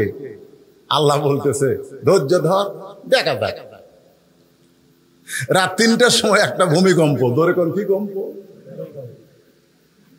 সামান্য বিল্ডিং লয়ে উঠছে, ওই এত ফোর্সে নামছে, কম্বলের মধ্যে লুঙ্গি খুলে আছে, এরা পর্যন্ত পড়ার টাইম পায় না। 2 কান্দের ফেরেশতা বলতেছে আল্লাহ নামাইলা, তাই বলে ন্যাংটা করে নামালা। আল্লাহ বলে সহজে যদি নাম্বার না চায় তার ভাগ্য এরকমই হয়, তো ইজ্জু মান তাশা ওয়া তুযিল্লু মান তাশা বিয়াদিকাল খায়র ইন্নাকা আলা কুল্লি শাইইন কাদির। কিছুদিন আগে তুরস্কে ভূমিকম্পে কত মানুষ মারা গেছে, কত বিল্ডিং মাটির তলে চলে গেছে। ধরে কোন কথা ঠিক কিনা? তো তাহলে এগুলা কি বাড়ি না বাসা? এ কথা কন। মুহসিনের মৃত্যুকে ভালোবাসার 3 নম্বর কারণ বলার আগে আমার মা বোনদের জন্য 5টা মিনিট ওয়াজ করব, একটু ধৈর্য ধরে শুনতে হবে, কারণ আমার মায়েরা তো আমাদের অংশ। ধরে কোন ঠিক কিনা? কারণ একজন নেপোলিয়ান বলেছে মা যদি ভালো হয় তার পেটের সন্তান আল্লাহর ওলি হয়। নেপোলিয়ান ছিল খ্রিস্টান, ও কিন্তু মরিয়মের কথা, মা মরিয়মের কথা মনে করে বলেছে, কারণ মরিয়মের স্বামী ছিল না, তার পেট থেকে ঈসা আলাইহিস সালাম বের হয়েছে। এই কারণে একজন নেপোলিয়ান বলেছে মা যদি ভালো হয় তার সন্তান ভালো হয়। কিন্তু একজন মুসলমান আমরা বলবো মা যদি ভালো হয় তার সন্তান আল্লাহর ওলি হয়। যেমন আব্দুল কাদের জিলানী উম্মুল খায়র ফাতেমার পেট থেকে আল্লাহর ওলি হয়ে জন্ম নিয়েছে। ইমাম গাজ্জালি বলেছেন মেয়েদের পেটে যখন বাচ্চা আসে তখন মেয়েদের মাসিক ব্যারাম আল্লাহ বন্ধ করে দেয়। কি জন্য বন্ধ করে দেয় এটা কিন্তু অনেকে হিসাব করে না। মেয়েদের প্রতি মাসে 3 দিন 5 দিন একটা অসুখ হয়, মেয়েদের হয়। যারা বিয়ে করছেন তারা জানতেছেন না, যারা বিয়ে করতেছেন জানতেছেন না। আপনি খুব মশাল্লা বইয়ের কাছে গেছেন, বউ তখন কি কয় রেড সিগন্যাল। তো এখন 3 দিন 5 দিন এটা একটা অসুখ হয়, কিন্তু যখনই পেটে বাচ্চা আসে তখন আল্লাহ তাআলা এই অসুখটা বন্ধ করে দেয়। কেন বন্ধ করে দেয়? যে বাচ্চা পেটে থাকা অবস্থায় মার যেন কোনো ইবাদতের কমতি না হয়। এই অসুখ হলে কোরআন পড়া যাবে না, নামাজ পড়া যাবে না, রোজা করা যাবে না। এই জন্য আল্লাহ সন্তান পেটের সাথে সাথে সন্তানের জন্য মায়ের ইবাদতের যেন কোনো কমতি না হয়, এই জন্য অসুখ বন্ধ করে দেয়। কারণ মায়ের ইবাদতের সাথে, মায়ের খাওয়ার সাথে, মায়ের ঘুমানোর সাথে, মায়ের বেড়ানোর সাথে, মায়ের কথার সাথে পেটের বাচ্চারও একটা সম্পর্ক হয়ে যায়। পেটত বাচ্চা নিয়ে মা যদি গোটা পাড়া ঘরে, সেই সন্তান দুনিয়াতে সে কোরআনের মাহফিলে বসে থাকবে না, কারণ পেটের মধ্যে ওর ঘরণী ব্যারাম শুরু হবে। তোর কোন কথা ঠিক? আল্লাহর বান্দার একটু মনোযোগ দেন। মা আপনাদের 1 নম্বর আমল হলো অকরনা ফি বুয়ুতিকুন্না ওয়ালা তাবাররুজনা তাবাররুজাল জাহিলিয়াতিল উলা। গভীর রাত্রে হযরত আলীর বুকের ভিতরে ফাতেমার মাথা ফোঁপায় ফোঁপায় কাঁদতেছে। আলী বলে, ফাতেমা কান্দো কেন? বুকের মধ্যে মাথা দিয়া কান্দো কেন? বলে, স্বামী কান্দার কারণ হলো আল্লাহ আমার দোয়া কবুল করছে। সুবহানাল্লাহ কবেন না? হযরত আলী বলতেছে, সুবহানাল্লাহ, আল্লাহ দোয়া কবুল করছে, তাহলে কান্দো কেন? ফাতেমা বলে, স্বামী গো, কি দোয়া আল্লাহ কবুল করছে এইটা কি আপনি শুনবেন না? আলী বলতেছে, তাহলে বলো কি দোয়া আল্লাহ কবুল করলো? ফাতেমা বলতেছে, আল্লাহ আমার পর্দার দোয়া কবুল করেছে। আমি দোয়া করেছি, আল্লাহ এই ফাতেমাকে পর্দার মধ্যে তুমি মৃত্যু দিও। আল্লাহ তাআলা বলেছে, ফাতেমা তোমার দোয়া আমি কবুল করে নিলাম। আলী বলতেছে, তাহলে খুশি হওয়ার কথা, কান্দো কেন? খুশি হওয়ার কথা, কান্দো কেন? সারা জীবন যে ব্যক্তি পর্দা করেছে, মরার সময় তো সে পর্দার ভিতরেই মরবে। কারণ যারা পর্দা করে না তাদের কথা আলাদা, কিন্তু যে ফাতেমা পর্দা করেছে আমি স্বামী হিসেবে তো জানি, তাহলে তুমি পর্দার মধ্যে মরবে, আল্লাহ কবুল করেছে, তাহলে কান্দার কারণ কি? ফাতেমা বলে, স্বামী গো, সেই দোয়া কবে কবুল হয়েছে সেইটা কি শুনবেন না? আলী বলতে যে কবে সেই দোয়া কবুল হয়েছে? ফাতেমা বলে, স্বামী মনে কষ্ট নেবেন না, মন খারাপ করবেন না, আজকে গভীর রাত্রে পর্দার ভিতরে ফাতেমার মৃত্যু হবে। যে বলেছে আজকে গভীর রাত্রে পর্দার মধ্যে ফাতেমার মৃত্যু হবে, গাছ যেরকম গোড়া কাটলে পড়ে যায়, হযরত আলী তেমনি পড়ে গেলেন ঘরের মাঝে। মা ফাতেমা মুস্কি মুস্কি হাসতেছে, মুস্কি মুস্কি হেসে স্বামীর কপালে একটা চুমা দিয়ে বলে, স্বামী গো, আমি আমার বাবার কাছে শুনেছি আপনি হলেন আসাদুল্লাহিল গালিব। আমার বাবা বলেছে, আলী শুধু আলী না, আলী হচ্ছে আল্লাহর সিংহ। ধরে কান সুবহানাল্লাহ। আমার বাবা বলেছে, আনা মাদিনাতুল ইলমি ওয়া আলিউ বাবুহা, আমি হচ্ছে ইলমের শহর, আলী হচ্ছে তার দরওয়াজা। আপনি হলেন জ্ঞানের সম্রাট, আপনি হলেন বিশ্ববীর, বিশ্ববীর আর জ্ঞানের সম্রাট হইয়া আমার মৃত্যুর খবর শুনে এমন করে আপনি পড়ে গেলেন কেন? আপনি কি জানেন না এই দুনিয়া থাকার জায়গা না, আসলে যাইতে হবে। স্বামীর কপালে চুমা দিচ্ছেন, গভীর রাত্রে যিনি মৃত্যুবরণ করবেন, যিনি মৃত্যুবরণ করবেন তিনি জীবিত মানুষকে বুঝাচ্ছেন, আপনি কি জানেন না আসলে যাইতে হবে। এখানে যারা বসে আছেন ভাই, আপনারা শূন্যস্থান পুরা করবেন। আমি যেই বলবো আসলে, আপনারা বলবেন যাইতে হবে। বলতে পারবেন কি পারবেন না? আসলে এটা কি অন্তর থেকে বলেন?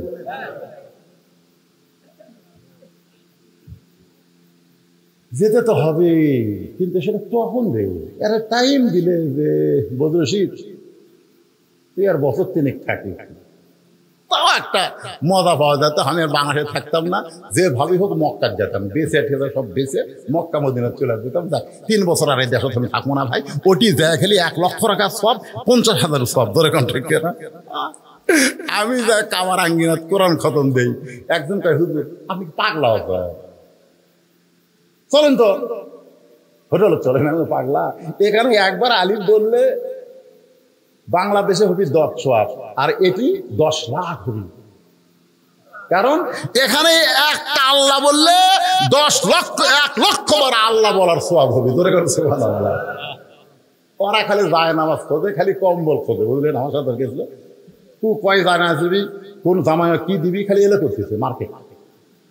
আর আমি দৌড় পড়ি মদিনায়, মক্কা পড়ি কোরআন। ধরে কোন সুবহানাল্লাহ। কে ভাই টাইম আছে কতক্ষণ? আমি জানি টাইম, আপনারা কি জানেন? তাহলে অন্তর থেকে যুবকরা হাসে না।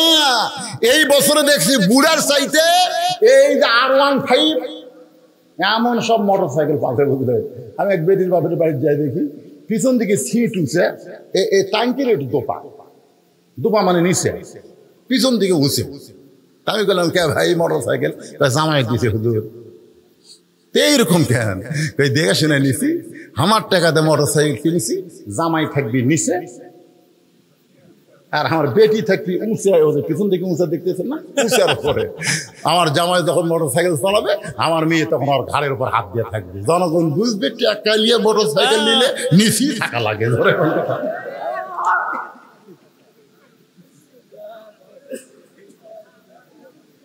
মনে হচ্ছে না? মনে হচ্ছে না? আসার সময় তো আমার গাড়ির সাথে মনে হয় একটা বাইক দিচ্ছে, ওরা হ্যাক ব্যাক বোঝো না, মানে হাইড্রোলিক ব্রেক। যতই বিপদ ধর মরে, এক সময় তোর হুঁশি আল্লাহ কাটা নিবি, ব্রেক ধরার টাইম হবি না। ধরে কোন কথা ঠিক কিনা? তাই সবাইকে লক্ষ্য করে আমরা সবাই একসঙ্গে বলবো, আসলে এই দুনিয়াতে এসেছি যারা, কখন যাব আমরা জানি না। ফাতেমা বলে, স্বামী এমন করে আপনি কাঁদবেন না। আপনি যদি এমন করে কাঁদেন, তাহলে আমি মরে যাওয়ার পর আমার 3টা চাওয়া আপনি কেমনে পুরা করবেন? আলী আরো জোরে কান্দে, রে ফাতেমা, দুনিয়াতে গরিব ছিলাম বলে তুই কিছুই চাইলা না, আর মরার পরে তুমি কি চাইবা ফাতেমা? হযরত আলী এত গরিব ছিল, একদিন আল্লাহর নবী জোহরের নামাজের পরে ফাতেমার দরজায়, আসসালামু আলাইকা ইয়া আহলাল, আসসালামু আলাইকুম ইয়া আহলাল বাইত। সঙ্গে সঙ্গে ফাতেমা দরজায় এসে কান্না শুরু করে দিলেন। রাসূল বলে, ফাতেমা, আমি কিন্তু দরজা থেকে তোর ঘরের মধ্যে দরজার বাইরে কান্না শুনতে পাচ্ছি। ফাতেমা বলে, বাবা ফেরত যান, আমি দরজা খুলতে পারবো না। আল্লাহ রাসূল বলে, ফাতেমা একটু দরজা খোল, আমি তোর এক নজর দেখবার চাই। ফাতেমা কান্দের বলে, বাবা এখন যেই পোশাক আমার পরনে আছে, এই পোশাক পরে আপনার জন্য দরজা খুলতে আমার বড় শরম লাগতেছে। আল্লাহ নবী চলে গেলেন। আসরের নামাজের পরে নবী এসে ফাতেমার দরজায় বললেন, মা আর পারলাম না, একটা নজর তোকে আমি দেখতে চাই, তোকে দেখার জন্য কলিজা ছটফটায়। ফাতেমা কান্দে বলে, বাবা এমন একটা পোশাক আমার পরনে, যেই পোশাক পরে আপনার জন্য দরজা খুলতে বড় শরম লাগে। আল্লাহ রাসূল গায়ের চাদর এক টানে খুলে জানলার পাশে গিয়ে বলে, ফাতেমা এই চাদরখানা তুই নে মা, এই চাদর পরে আমার জন্য তুই দরজা খুলে দে। নবীর গায়ের চাদর ফাতেমার শরীরে জড়ায়া আল্লাহ নবীর জন্য, বাবার জন্য দরজা খুলে দেয়। নবী তাকায় দেখে ফাতেমা বাবার মুখের দিকে তাকায় না, মাটির দিকে তাকায় আছে। আল্লাহ রাসূল কান্দে বলে, ফাতেমা তোরে দেখার জন্য আমি চাদর দিয়ে ঘরের দরজা খুললি, তারপরেও আমার মুখের দিকে কেন তাকাস না? কেন তাকাস না? যেই মাত্র ফাতেমা নবীর মুখের দিকে তাকাইছে, আল্লাহ রাসূল বলতেছে, ফাতেমা এত সুন্দর তোরে লাগতেছে, চোখের তলে কি সুরমা দিয়েছিস মা? কি কালিমা, কি সুন্দর কালো লাগতেছে। ফাতেমা কান্দার বলে, বাবা আজকে কয়েকদিন হলে না খাওয়ার কারণে আমার চোখের নিচে কালি পড়ে গেছে। আল্লাহ নবী ফাতেমার হাত ধরে বললেন, ফাতেমা এত কষ্টের পরেও আমার আলীরে তুই কিছু বলবি না, কারণ ধনী ধনী ছেলেরা তোকে বিয়ে করবার চাইছিল, আমিও বিয়ে দিবার চাইছিলাম, কিন্তু আল্লাহ আলীরে তোর জন্য পছন্দ করে যখন বলল, আমি তখন কি করব মা? ও ফাতেমা, যদি শান্তি পাবার চাস তাহলে 33 বার সুবহানাল্লাহ, 33 বার আলহামদুলিল্লাহ, আর 34 বার আল্লাহু আকবার জিকির কর। তোর দেহের ক্ষুধা চলে যাবে, আল্লাহ রূহের ক্ষুধা দূর করে দিবে।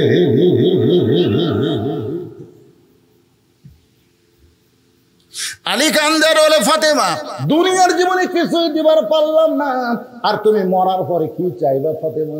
বলে 1 নম্বর চাওয়া হলো রাতের অন্ধকারে মৃত্যুবরণ করলাম, এ রাতের অন্ধকারই আমাকে দাফন করা লাগবে, দিনের বেলা বেপর্দা আলোর মধ্যে আমাকে দাফন করা যাবে না, এইরকম রাতের অন্ধকারই দাফন করা লাগবে। আমার চাওয়া হলো আমি মরে যাব, রাতের অন্ধকারই আমাকে দাফন করবেন। আমার 2 নম্বর চাওয়া হলো আমার কোনো জানাজার ব্যবস্থা করবেন না, আমার কোনো জানাজার ব্যবস্থা করবেন না। আলী বলে ফাতেমা তুমি নবীর কলিজার টুকরা, লক্ষ মানুষ তোমার জানাজায় শামিল হবে, তুমি কেন জানাজা নিষেধ করো?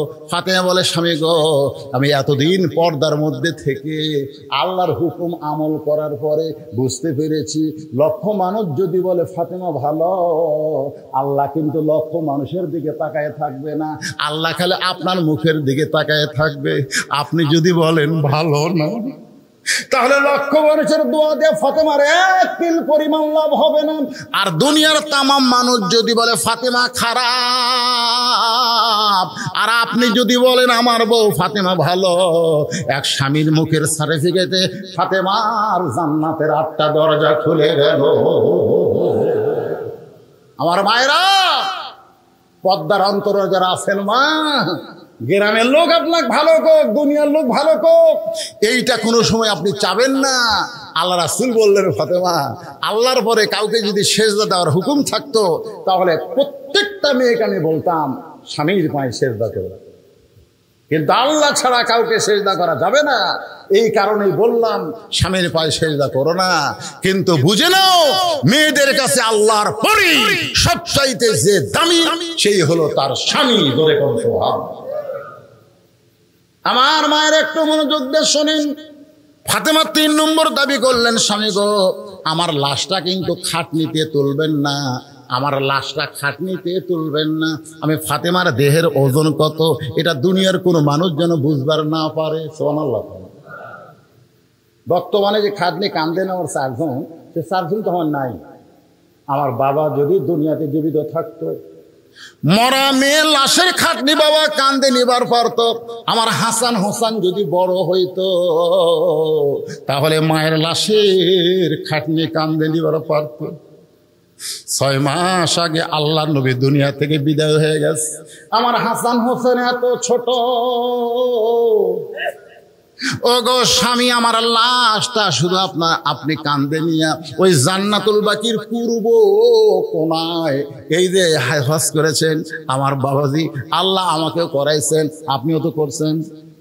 জান্নাতুল বাকির পূর্ব কোনায় সবুজ রঙের একটা বাতি জ্বলতেছে, ওই বাতি বরাবর আমাকে দাফন করে দেবেন। আপনি কবর খুঁড়তে না পারলে কাউকে বলবেন সে যেন কবর খুঁড়ে দেয়, সে যেন দুনিয়ার কারো কাছে কবরের খবর না জানায়। হযরত আলী গভীর রাত্রে আবু যর গিফারির জানলার কাছে ফসফস করে কাঁদতেছে। আবু যর গিফারি ঘুম থেকে চেতন পায় বাইরে এসে দেখে পৃথিবীর শ্রেষ্ঠ বীর আসাদুল্লাহিল গালিব কান্দা। আবু যর পরে আলী রে, বহু যুদ্ধ তোর সঙ্গে করলাম, কোন যুদ্ধে তোকে পরাজিত হতে দেখি নাই, কিন্তু আজকে কেন কান্দিস আলী? কি দুঃখ তোর জীবনে, কোন যুদ্ধে তুই পরাজয় বরণ করলি? আলী কান্দের বলে আবু যর, জান্নাতুল বাকির পূর্ব কোনায় সবুজ রঙের একটা বাতি জ্বলতেছে, ওই বাতি বরাবর একটা কবর কর। আবু যর গিফারি বলে আলী কেউ মরে নাই, কার জন্য কবর করব? আর মরলে রাতের বেলা কেন করব? দিনের বেলা কি কবর খনন করা যাবে না? আলী বলতেছে আবু যর, একজন পর্দানিশী গভীর রাত্রে মৃত্যুবরণ করবে, আবার গভীর রাত্রি তাকে দাফন করা লাগবে। আবু যর গিফারি বলে আলী রে, সেই পর্দানিশী কে গো? তার কি তোমার নাম জানা নাই? সেই পর্দানিশী কে, তার নাম কি তুমি বলবা না? আলী বলতেছে আবু যর, 6 মাস আগে আমার 2টা সন্তান নানা হারাইছে, আজকে 6 মাস পরে হাসান হোসেন আবার মা হারাবে। 6টা মাস খালি কাঁদতেছে নানা নানা বলে। আজকে আবার মা গভীর রাত্রে দুনিয়া থেকে বিদায় নেবে। আবু যর গিফারি কোদাল নিয়ে কবর খুঁড়তে গেছে, তাকায় দেখে বাতি জ্বলতেছে। যে বাতি জ্বলতেছে এই বাতির কোনো তার নাই, বাতির কোনো সুইচ নাই, বিনা তারে বিনা সুইচে আল্লাহর হুকুমে বাতিখানা জ্বলতেছে। বাজান একটু খেয়াল করবেন, বাতির আলো গোলাকার হয়ে পড়ে, কিন্তু চার কোনা কবরের মতন পড়েছে। ওই আলোর মধ্যে আবু যর গিফারি কোদাল দিয়ে কবর খোঁড়া শুরু করলো।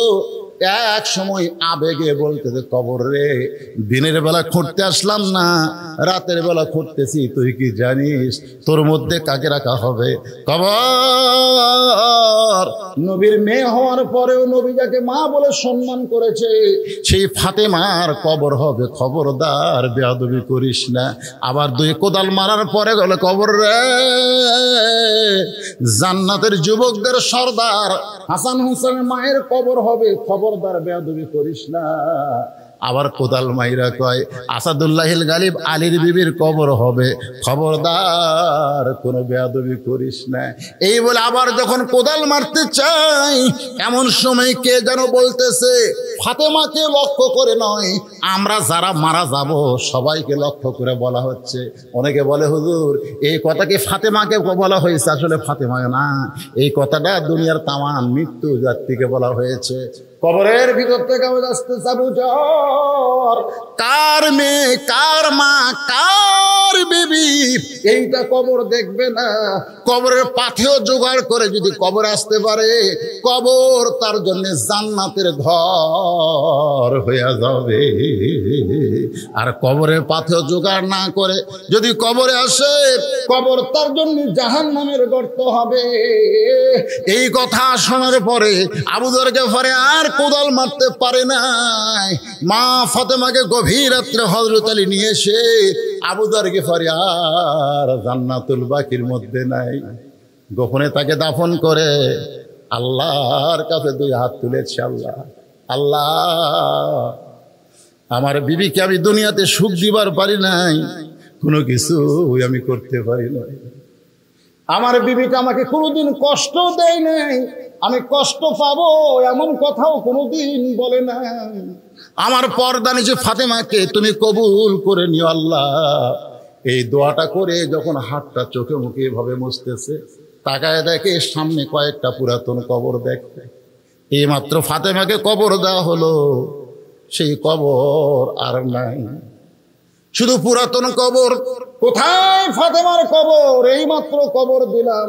বাকি হযরত আলী দৌড়ায় বলে, ফাতেমার কবর এখনই কবর দিলাম, সেই কবর কোথায় রে? কোথায় ফাতেমার কবর?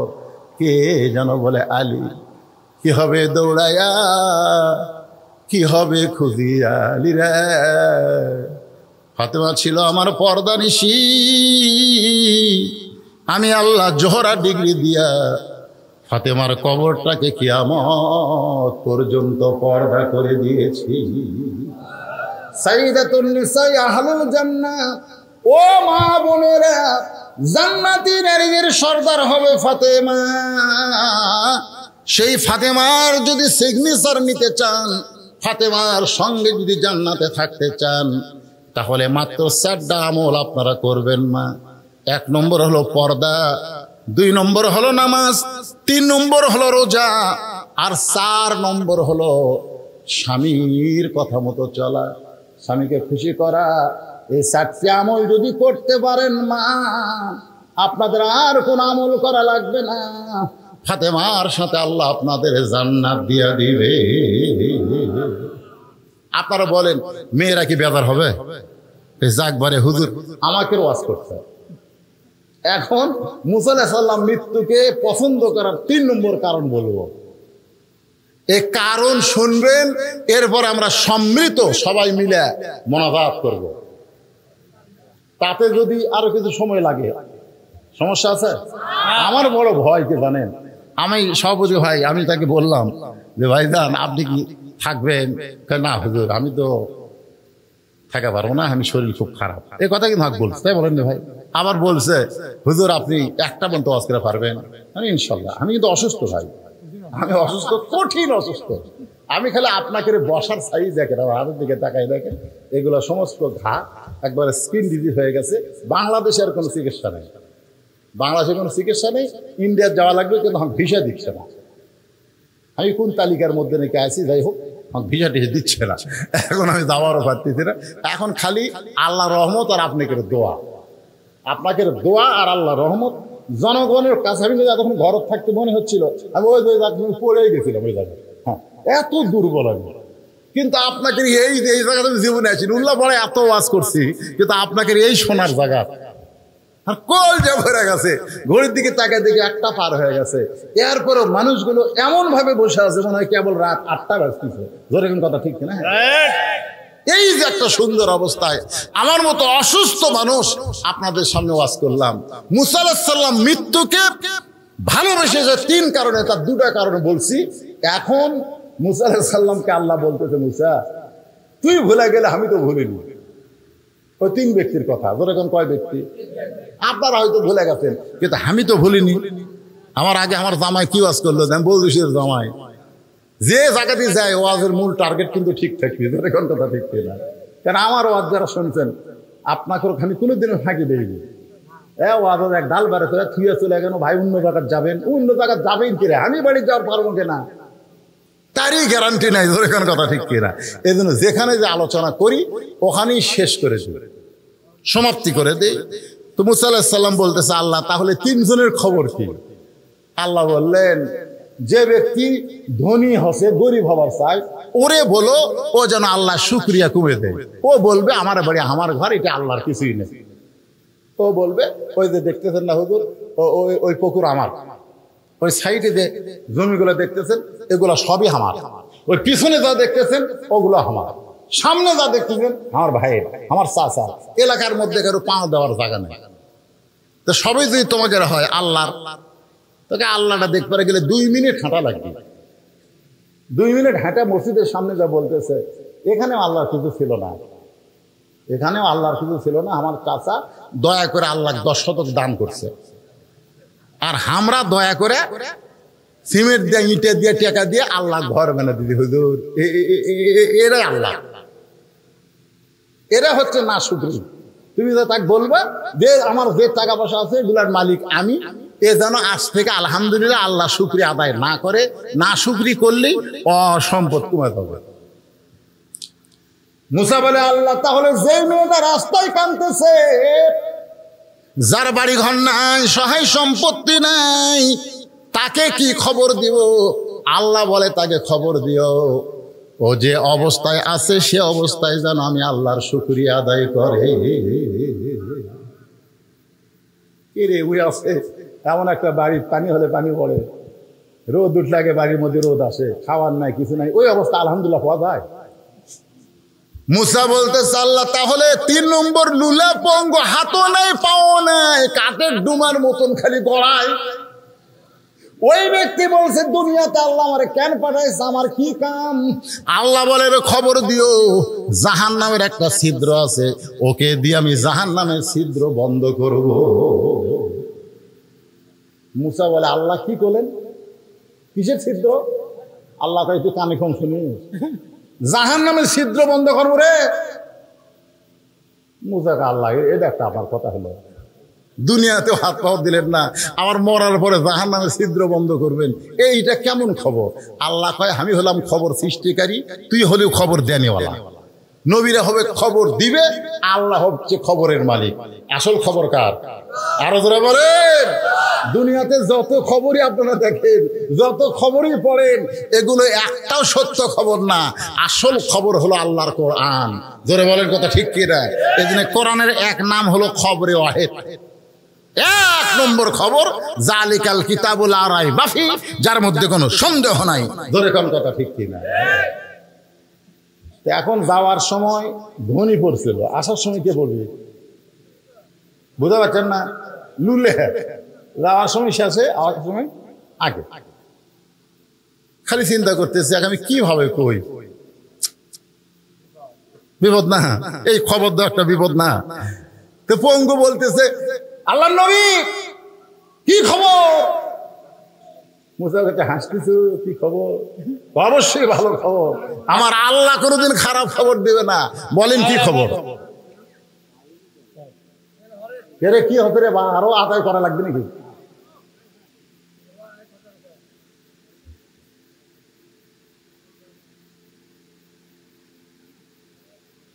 আচ্ছা, মানে এটা দেওয়া মানে, আর আপনারা সবলিক মনোরথ দিবেন না। না, আপনি যখনই শেষে কালেকশন দিবেন একটা দেখুন 2 মিনিট দিলে এরা এত জোরে দৌড় মারি, বান্দর হলে ন্যাস খুলে যেত। জোরে কোন কথা ঠিক না?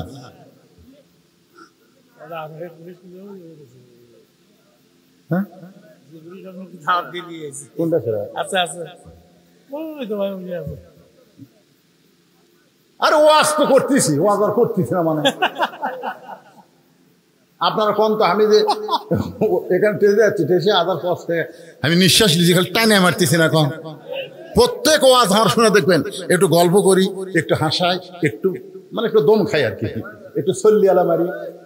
কিন্তু আজকে কোনো দম আছে, খালি এক টানা আওয়াজ করতেছে। তো কি বলতে চাচ্ছি শোনেন, এই কথাগুলো অত্যন্ত গুরুত্বপূর্ণ কথা। যেরকম কি পূর্ণ? গুরুত্বপূর্ণ। এখন লীলা বলতেছে আল্লাহর খবর কোনদিন খারাপ হবে না। মুসা বলতেছে যে খবর দিছে শুনলে তুই সহ্য করে পারবো না। বলে তাহলে আপনার বলতে অসুবিধা কি? আমি সহ্য করবো না পারলে আমি পারবো না, আপনি খবর দিতে কি? মুসা বলতেছে জাহান্নামের একটা ছিদ্র আছে, ওই ছিদ্র আল্লাহ তোকে দিয়ে বন্ধ করবে। সঙ্গে সঙ্গে লুলে চিল্লায় বলে আলহামদুলিল্লাহ। মুসা কই করে তোকে আমি জান্নাতের কছি না জাহান্নামের কছি? আপনি যা কন। এতদিন আমি মনে করতাম আমার কোনো দাম নাই, এখন বুঝতেছি আমারও দাম আছে। কারণ আমি জানি জান্নাতেরও মালিক যিনি, জাহান্নামের মালিক তিনি। তো জাহান্নামে তো আমার একটা জায়গা আছে রে, একটা ছিদ্রের মধ্যে তো আমার জায়গা আছে। এই জন্য আলহামদুলিল্লাহ। মুসা কয় পাগলার সাথে কথা কয় আমার লাভ নাই, আমি সামনের দিকে যাই। সামনের দিকে যাইতে আল্লাহ বলে হ্যাঁ মুসা পঙ্গুর দিকে একবার তাকা। মুসা নবী তাকায় দেখে সুদর্শন একটা যুবক। মুসা বলে রে পঙ্গু, তুমি সুদর্শন যুবক কেমনে হলা? বলে আল্লাহর শুকরিয়া আদায় করার কারণে। লাইন শাকারতুম লাযীদান্নাকুম, আল্লাহ তাআলা আমাকে সৌন্দর্যের নিয়ামত দান করেছে। এবার বুইর সাথে দেখা, মহিলার সঙ্গে দেখা। ওগো আল্লাহর নবী আমার খবর কি? বলে যে অবস্থায় আছেন আলহামদুলিল্লাহ কোন। বুড়ি কয় তোর মাথা খারাপ, তুই কিসের নবী রে? এই অবস্থায় কোনোদিন আলহামদুলিল্লাহ বলা যায় না। যারা খাবার নাই, বাড়ি নাই, ঘর নাই, সহায় সম্পত্তি নাই, আমি আলহামদুলিল্লাহ বলতে পারবো না। মুসা বলতে তোমার বাস তুমি করো। এই কথা বলে যখন সামনে যায় আল্লাহ বলে মুসা তাকায় দেখ। মুসা নবী তাকায় দেখে একটা আচমকা ঝড়ে যা ছিল সেটাও নাই। এবার ধনী লোকের সঙ্গে দেখা। ওগো আল্লাহর পয়গাম্বার আমার খবর কি? বলে যত সম্পদ আছে এই সম্পদ কার? বলে আল্লাহর। তাহলে তুমি ধনী হইলা কেমনে? বলে আল্লাহ আমাকে ধনী করে নাই, এগুলা দেখাশোনার দায়িত্ব দান করেছে। এত সম্পদ আমি আর দেখাশোনা করতে পারবো না গো, এজন্য আমার সম্পদ যেন আল্লাহ কমায় দেয়। এই কথা আপনি কি খবর পাইলেন? মুসা বলতেছে আল্লাহ কইল ওকে না শুকরি বান্দা হওয়া লাগবে। আলহামদুলিল্লাহ আল্লাহ শুকরিয়া আর করা যাবে না। বলে আমি আলহামদুলিল্লাহ ছাড়া আমি থাকতেই পারবো না। মুসা বলতেছে যে আল্লাহর শুকরিয়া আদায় করবে তার সম্পদ বাড়তে পারে। আমাদের সাহাবীর মধ্যে ওসমান গনির সম্পদ ছিল, কিতাবের মধ্যে আছে এত সম্পদ ছিল যার গুদামের চাবি টানতে 70টা উট লাগতো। কিন্তু কিন্তু কোনোদিন বলে নাই এই সম্পদের মালিক আমি। কোনোদিন বলে নাই এই সম্পদের মালিক আমি। যতবার হাত তুলতো ততবার বলতো আল্লাহ তোমার সম্পদ তুমি আমাকে নিয়ামত স্বরূপ দান করেছো, আমি যেন নিয়ামতের শুকর আদায় করে সম্পদের যে হিস্সা সেটা যেন আল্লাহ রাস্তায় খরচ করতে পারি। জোরে কারণ সুবহানাল্লাহ। ব্যক্তি গিয়া দেখতেছে সন্ধ্যার সময় ওসমান গনি বাতির আলো কমায়। চিন্তা করে এত ধনী মানুষ এই সামান্য আলো কমাইতেছে, আমি এত গরিব, আমার বাড়িতে আলো কিন্তু আমি তো কমাই না, আমি খুবই কৃপণ, এত ধনী নবীদের কইল দান করবে, এর কাছে আমি দানের কথা কেমনে বলবো? রাসূলের কাছে গিয়ে বলে, ইয়া রাসূলুল্লাহ, ওসমান গনির মতো কৃপণ মানুষ আমি দেখি নাই। বলে, তুমি যে অভাবী সেটা কি বলতে পারছো? বলে, তার অভাব দেখে আমার অভাবের কথা আমি বলতে পারি নাই। যাও ওসমানের কাছে যাও। পরদিন সকালে বেলা এসে দেখে যেই বালিশে ওসমান গনি ঘুমায় তুলা বার হয়ে ঘরের মধ্যে পড়ে গেছে। সেই তুলাগুলো খুঁটায় খুঁটায় বালিশের খোলের মধ্যে ঢুকাইতেছে। গরিব বলে, আল্লাহ রে, এরকম তুলা যদি আমার ঘরের মধ্যে পড়তো আমি সামটা দিয়ে ঝাড় দিয়ে ফেলে দিতাম, কিন্তু এত কৃপণের কৃপণ তুলাগুলো বালিশের মধ্যে তুলতেছে। নবীর কাছে গিয়া বলে, ইয়া রাসূলুল্লাহ, এমন কৃপণ মানুষ আমি বলি নাই। বলে, তুমি যে অভাবের কথা বলছো, বল তার অবস্থা থেকে বলার সাহস পাই নাই। নবী বলে, আবার যাও। পরদিন সকালে বেলায় গরিব সাহাবী আবার গিয়া দেখে ওসমান গনি খালি গায়ে বসে আছে। কোলের মধ্যে একটা জুব্বা, কয়েক জায়গায় ছিঁড়ে গেছে, সেলাই করবে, কিন্তু শুয়ের মধ্যে সুতা ঢোকাবার পারতেছে না। এইদিকে সুতা যায়, এইদিকে সুতা যায়, কিন্তু শুয়ের ছিদ্রের মধ্যে সুতা যায় না। গরিব কয়, ইচ্ছা করলে কোটি কোটি নতুন পাঞ্জাবি নিবার পারবি, এত সম্পদের মালিক হইয়া সামান্য একটা শুয়ের মধ্যে সুতা ঢোকার পারতেছিস না, জুব্বা সেলাই করবি কৃপণ। চিৎকার দেবে ওসমান ভাই। ওসমান বলে, আসসালামু আলাইকুম। জোরে করে সুবহানাল্লাহ। গরিব বলে, ভাইজান কি হলো? ওসমান বলে, ভাই রে, চোখের জুতি কমে গেছে ভাই, এই জন্য শুয়ের মধ্যে সুতা ঢুকাবার পারতেছি না, তুই একটু সুতা ঢুকাইয়া দে। এবার সুতা ঢুকাইয়া দিছে। ওসমান গনি খফ করে হাত ধরে বলতেছে, এই যে শুয়ের মধ্যে সুতা ঢুকাইলি, এর বিনিময়ে তোরে কি দিব? গরিব বলে, কিছুই দেওয়া লাগবে না, খালি হাত ছেড়ে দেন। কারণ গরিব জানি তিনবার যা দেখছি, এই কৃপণ আবার দিবে কি? ওসমান গনি বলে, ম্যানেজার বলে, হুজুর কি খবর? বলে, তোরা তো জানিস না এই লোকটা আমার কি উপকার করলো। আমার ছেঁড়া জুব্বা সেলাই করার জন্য শুয়ের মধ্যে সুতা ঢুকায় দিছে, এর বিনিময় হিসাবে একে 100টা উট দিয়ে দে। গরিব বলে, হুজুর আপনি কি কন? সামান্য শুয়ের মধ্যে সুতা ঢুকাইলে 100 উট। ওসমান গনি বলে, ম্যানেজার 200 উট দিয়ে দাও। গরিব বলে, হুজুর কি বলেন? ওসমান গনি বলে, ম্যানেজার ফার্মে কত হবে? বলে, 2000-এর সবগুলো দিয়ে দাও। গরিব জোর হাত করে বলে, হুজুর আর কথা বলবো না, কারণ কথা বললি বাড়তিছে। তাহলে 3বার আমি কি দেখলাম? বলে, কি দেখছো? বলে, প্রথম দেখলাম আলো বেশি হয়েছে দেখে আলো কমাইলেন, তারপরে দেখলাম বালুস ফাটা তুলে পড়ে গেছে, সেই তুলা আবার ফুটাইয়া তুললেন, তারপরে দেখলাম শুয়ের মধ্যে সুতা ঢোকাবার পারতেছেন না। ওসমান গনি বলতেছে, 3বার যেইটা দেখছো সেটার নাম হলো দুনিয়া, আর তোমার যেইটা দিলাম সেটার নাম হলো আখিরাত। এই দুনিয়ার আলোর দরকার ওসমানের নাই, কারণ অন্ধকার কবর ওসমানকে ডাকতেছে। এই দুনিয়ার বালিশের দরকার ওসমানের নাই রে, কবরে কোনো বালিশ ওসমানের থাকবে না। এই দুনিয়ার ভালো পাঞ্জাবির কোনো দরকার নাই, কাপড়ের কাপড় ছাড়া ওসমান কিছুই নিয়ে যাবার পারবে না। কিন্তু তোরে যে 2000 উট দিলাম ভাই, এই 2000 উটের বিনিময়ে আল্লাহ যেন আখিরাতে ওসমান রে জান্নাত দেয়। তাই সুবহানাল্লাহ কইলে হবে না। আমাকে বলছে, হুজুর ওসমান গনির মতন কোন পাগলা যদি এখানে থাকে, আখিরাতের প্রাধান্য দিয়ে গোরস্থান মাদ্রাসার প্রতি যদি একটু মহব্বত করে, আমি বেশি কিছু চাই না ভাইজান। এই মাদ্রাসায় ছাত্র কয়টা? এই আবাসের ছাত্র কয়টা? কয়জন? 40 জন ছাত্রকে 40টা কোরআন শরীফ দেওয়া লাগে ভাই। এই হাজার হাজার মানুষের মধ্যে 40টা মানুষ আমি চাই একটা কোরআন শরীফ মাত্র 500 টাকা, এটা লগদ দাম, বাকি না। বাপ মার কবরকে জান্নাত বানানোর জন্য একটা ছাত্র হাতে একটা কোরআন শরীফ বাবদ 500 টাকা দেবেন। আপনি 500 টাকা দেওয়া মাত্রই আল্লাহ আপনার বাপ মার আপনার নিজের নামে একটা কোরআন দানের সওয়াব দিয়ে দিবে। এতগুলো মানুষের মধ্যে মাত্র 40 জন ব্যক্তি আসেন 500 করে টাকা নিয়ে, একটা 500 টাকা লোড দিবে, একটা কোরআন দানের সওয়াব হবে। 40টা ছাত্রের হাতে 40টা কোরআন আমি চাই। 40-এর বেশি দিলে আমি নেব না, মাত্র 40টা। যে হারে আসতেছে চাইবেন ভুল করলে। কয়টা দিলেন? দুটাই দিছে মাশাআল্লাহ। একটা চাইছি ভাই আমার 2 কোরআন 1000 টাকা, আর একজন 1 কোরআন শরীফ বাবদ 500 টাকা, আর একজন কোরআন বাবদ 500 টাকা, আর একজন আল্লাহর কোরআন বাবদ 500 টাকা দান করলো, আর একজন কোরআন শরীফ বাবদ 500 টাকা দান করলো। আপনি খালি চেয়ার মিশে মন খারাপ করবেন না, খালি গণন তো 40টা হলে আর সামো না, বেশি নিলে মানুষ খেতে দেবে। আর একজন কোরআন বাবদ 500 টাকা দান করছে, আল্লাহ কবুল করেন। আর একজন কোরআন বাবদ 500, আর একজন কোরআন বাবদ 500, আর একজন 500, আর একজন 500, আর একজন 500, আর একজন 500, আর একজন 500, 2 কোরআন বাবদ 1000, আর একজন কোরআন বাবদ 500, আর একজন আল্লাহর কোরআন বাবদ 500 টাকা দান করছে, আল্লাহ কবুল করেন, আল্লাহুম্মা আমিন। আর একজন কোরআন শরীফ বাবদ 500, আর এই জাইন কাপড়া আপনারা যদি না দেন বসে থাকেন।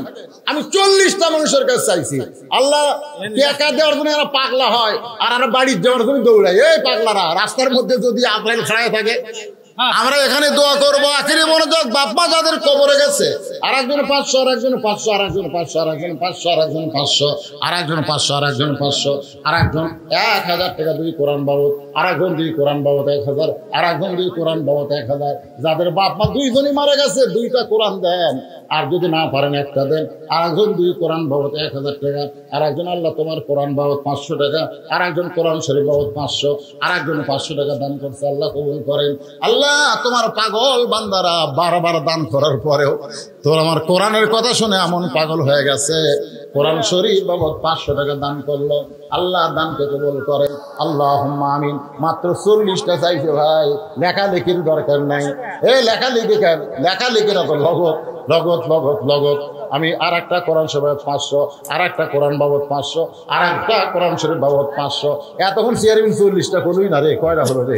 আর একটা কোরআন বাবদ 500, আর একটা কোরআন বাবদ 500। আল্লাহ তোমার বান্দারা কোরআন শরীফ বাবদ দান করতেছে। তোমার নবীর এতিম মাদ্রাসায় যেই কোরআনে একটা হাফেজ হলো, আগামীবার 3টা হবে। সুবহানাল্লাহ। কোরআনের পাখি তৈরি করার কারখানা গোরস্থানে যারা আছে এরা যা খুশি হচ্ছে ভাই। আসসালামু আলাইকুম ইয়া আহলাল কুবুর, সবাই বলেন আসসালামু আলাইকুম ইয়া আহলাল কুবুর। কবরের মধ্যে যারা আছো, এই হাফিজি মাদ্রাসার উসিলায় কবরকে আল্লাহ জান্নাতের টুকরা বানায় দাও করে কোন আমিন।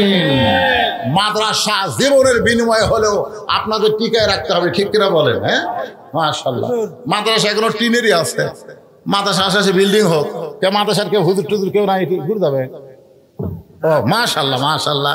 2 কোরআন শরীফ বাবদ, তিনিও হাজি, তার স্ত্রীও হাজি, 2 জন একসঙ্গে হজ করছে।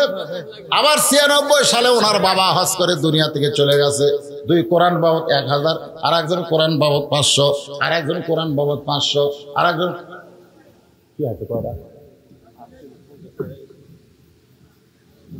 দরকার নেই, দ্বিতীয় থাক আমরা আর কম না, কারণ টার্গেটে পুরা হইছে। আলহামদুলিল্লাহ। আমি যা চাইছি তার অনেক বেশি হয়ে গেছে, আর সামুক আবারে পিছলে হয়ে যাবে।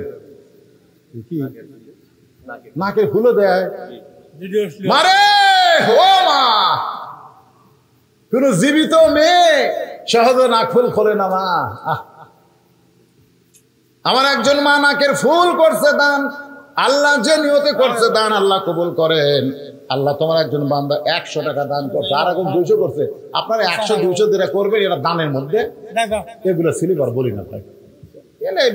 আপনাকে শোনেন, আমি মাইকে বললেই যে কবুল হবে আর না বললে যে হবে না, তাই তা কিন্তু না। এই যে মনে করেন সন্ধ্যার সময় আপনাকে এলাকার বক্তা সোমান ভাই দীর্ঘ টাইম এই নাম বললো, আমি খালি ঘরের তো শুনতে তারকে এ হারে নাম বলে দোয়া করলে তুই কয় টাকা আদায় করবি রে? নাম বলা লাগবে, এই যে স্লিপ আছে, আমি খালি স্লিপ পড়বার নাম কমো 3টে বেঁধে দেবি, ধরে কোন ঠিক কিনা? কি দরকার রে নাম বলার, কি দরকার?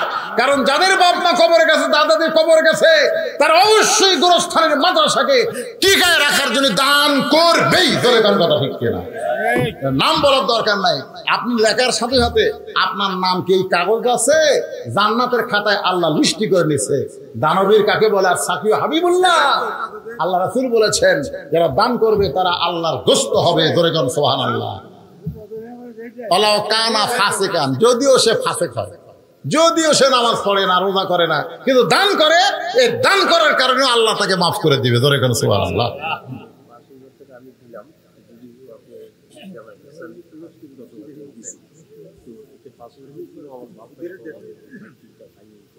আগে জামাই দিছে 10,000, আবার এমন গোপনে করতে হয়। হ্যাঁ হ্যাঁ, আমার হাতের মধ্যে দাওয়াত দিতে 5,000, 10টা কোরআন শরীফ বহুত, এখানে তার বাপ মা ঘুমাই।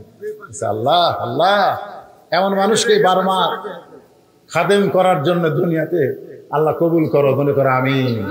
চেয়ারম্যান সাহেবের ওয়াশরুমের টাইম আছে, ভাষণ দিয়ে চলে গেছে, আপনার তাকে সভাপতি বানাতে মনে করছে নাম কেউ আছে সভাপতি, কিন্তু না, আখরি মনোজাত পর্যন্ত উনি আছেন। আল্লাহ পাক ওনাকে এই সম্মান আরো দান করুক, ধরে কেন আমি নিয়ামতের শুকরিয়া আদায় করেছে, আল্লাহ তাকে আরো সম্মান দিন, আল্লাহ পাক কবুল করুক, ধরে কেন আল্লাহুম্মা আমিন। মুসা নবী বলতেছে আল্লাহ মৃত্যুকে ভালোবাসার 3 নম্বর কারণ হলো এই দুনিয়া ক্ষণস্থায়ী, আখিরাত চিরস্থায়ী। ক্ষণস্থায়ী দুনিয়াতে থাকতে আমার ভালো লাগে না, চিরস্থায়ী আখিরাতে যাইতে আমার ভালো লাগে, ধরে কেন সুবহানাল্লাহ। আপনারা বলেন তো আপনাদের কাছে চিরস্থায়ী ভালো না ক্ষণস্থায়ী ভালো? কথা কোন, চিরস্থায়ী না ক্ষণস্থায়ী? কারণ দুনিয়া ক্ষণস্থায়ী, এক পলকের নাই ভরসা, কোন এক পলকের নাই ভরসা, মিশে সকল আশা, কখন বুঝি দারুণ ঝড়ে ভাঙবে তোমার বাসা, আমার হীরা মন পাখি আমার। এগুলা গান গাইলে গুনাহ হবে না রে পাগলারা, এগুলো সব কোরআন শরীফের গান, ধরে কোন সুবহানাল্লাহ। আমার হীরা মন পাখি আমার, প্রাণ প্রাণ পাখি, তোরে কোথায় রাখি পাখি রে, সবই মিশে আর ফাঁকি। কোন বনেরই পাখি তুমি, রুহের জগতে ছিল, ধরে কোন কোথায় ছিল? কোন বনেরই পাখি তুমি, কোন বনেতে আইলাম, আবার কোন বনেতে যাইতে হবে, কেমনে ভুইলা গেলা। কোন বনেরই পাখি তুমি, কোন বনেতে আইলা, আবার কোন বনেতে যাইতে হবে, কেমনে ভুইলা গেলা। রুহের জগৎ থেকে তুমি দুনিয়াতে আইলা, আবার দুনিয়ার জগৎ ছেড়ে কবরের জগতে যাইবা, আবার কবরের ওই জগৎ ছেড়ে জান্নাত হবে তোমার ঠিকানা। আল্লাহ যেন কবুল করে, জোরে সোরে বলি আল্লাহুম্মা আমিন। আস্তাগফিরুল্লাহ আল্লাযী লা ইলাহা ইল্লা হুয়াল হাইয়ুল কাইয়্যুম ওয়া তুবু ইলাইহি। আল্লাহুম্মা সাল্লি আলা মুহাম্মাদ, সবাই পড়েন আল্লাহুম্মা সাল্লি আলা মুহাম্মাদ ওয়া আলা আলি মুহাম্মাদ কামা সাল্লাইতা আলা ইব্রাহিম ওয়া আলা আলি ইব্রাহিম ইন্নাকা হামিদুম মাজিদ। আল্লাহুম্মা বারিক আলা মুহাম্মাদ ওয়া আলা আলি মুহাম্মাদ কামা বারাকতা আলা ইব্রাহিম ওয়া আলা আলি ইব্রাহিম ইন্নাকা হামিদুম মাজিদ। সবাই যাদের বাপ মা কবরে গেছে, অথবা বাবা গেছে, মা গেছে, অথবা বাপ মা দুইটাই কবরে গেছে, অথবা বাপ মা জীবিত আছে, বাপ মা জীবিত থাকা আল্লাহর নিয়ামত, কবরে গেলে আমরা হব তাদের জন্য নিয়ামত, যেরকম সুবহানাল্লাহ। হ্যাঁ, সবাই সবার জন্য দোয়া করব। আল্লাহর কাছে আমরা হাত তুলে আজকের মাহফিলের সম্মানিত সভাপতি চেয়ারম্যান সাহেব বক্তব্য দিবারই যাচ্ছিল না, কিন্তু এই ক্যামেরার কারণে, কারণ এই যে ক্যামেরা আলাদা দেখেন, এরা এত এত দুই একটাকে আমি দেখি এত বড় সিটার, এরা খালি প্রধান বক্তার ওয়াজ রেকর্ড করে, এর আগেকার বক্তা যতই ভালো ওয়াজ করুক সেগুলো কিন্তু করে না। এরা কয় আমার ইসলামের খেদমত করে, ইসলামের খেদমত করলে সব বক্তারই ওয়াজ করা লাগে, জোরে কোন কথা ঠিক কিনা? তাহলে ভাইরাল বক্তার ওয়াজ এরা চলে, ভাইরাল বক্তা বুঝলিস, এই বুঝলিসের নাম দেখলি তো চলি দেখবি রে, এই আড্ডা তো আমার জামাই এর আগে যে কত সুন্দর ওয়াজ করলো ওটা তুলে দিন করছেন। হ্যাঁ হ্যাঁ, এইবার বোঝা যাবে, আমি সার্চ করবো। এতদিন আমরা শ্বশুর জামাই একসাথে ওয়াজ করি, এরা খালি হামারটা তোলে, এই বুড়া রাত তুলে কি করবো রে? চলেও আমি কি এমন কোনো বাংলাদেশের মানুষ নাই যাই ভবিষ্যতের ওয়াজ শোনে। আমি খালি চিন্তা করি তোরা তো দেখিস নি মালদা দিয়ে কালো, ওয়াজ শুনতে ভালো কিন্তু দেখতে আমি কালো, ধরে কোনো কথা ঠিক কিনা? তারপরে মাশাআল্লাহ বয়স হয়ে গেছে, 37 বছর হলো ওয়াজ করতেছি। আমার সাথী বক্তাগুলো সবই মরে গেছে। সিদ্দিকুর রহমান যশোরী মারা গেছে, 1 বক্তা ছিলাম। আমার রেজাউল করিম কাউসারি ভাই মারা গেছে। তারপরে ভুয়া গা গেছিল বাগাবাড়ি, এরপরে ভুয়া গাতে আব্দুল কাদের সিদ্দিকী ভাই, আমার একই সাক্ষাৎ, ও মারা গেছে। আমার আলম ইয়া, তারপরে জাকারিয়া ভাই খুবই অসুস্থ, এই সব অসুস্থ হয়ে আছে, আমিও তো অসুস্থ। যাওয়ার অপেক্ষা আমরা সবাই আমরা যাব ইনশাল্লাহ। কিন্তু আমাদের যাওয়াটা যেন আজকের আলোচনা মোতাবেক মুসলমান হিসাবে আল্লাহর জন্য আল্লাহ কবুল করে। ধরে কোন আমিন। আল্লাহুম্মা আমিন।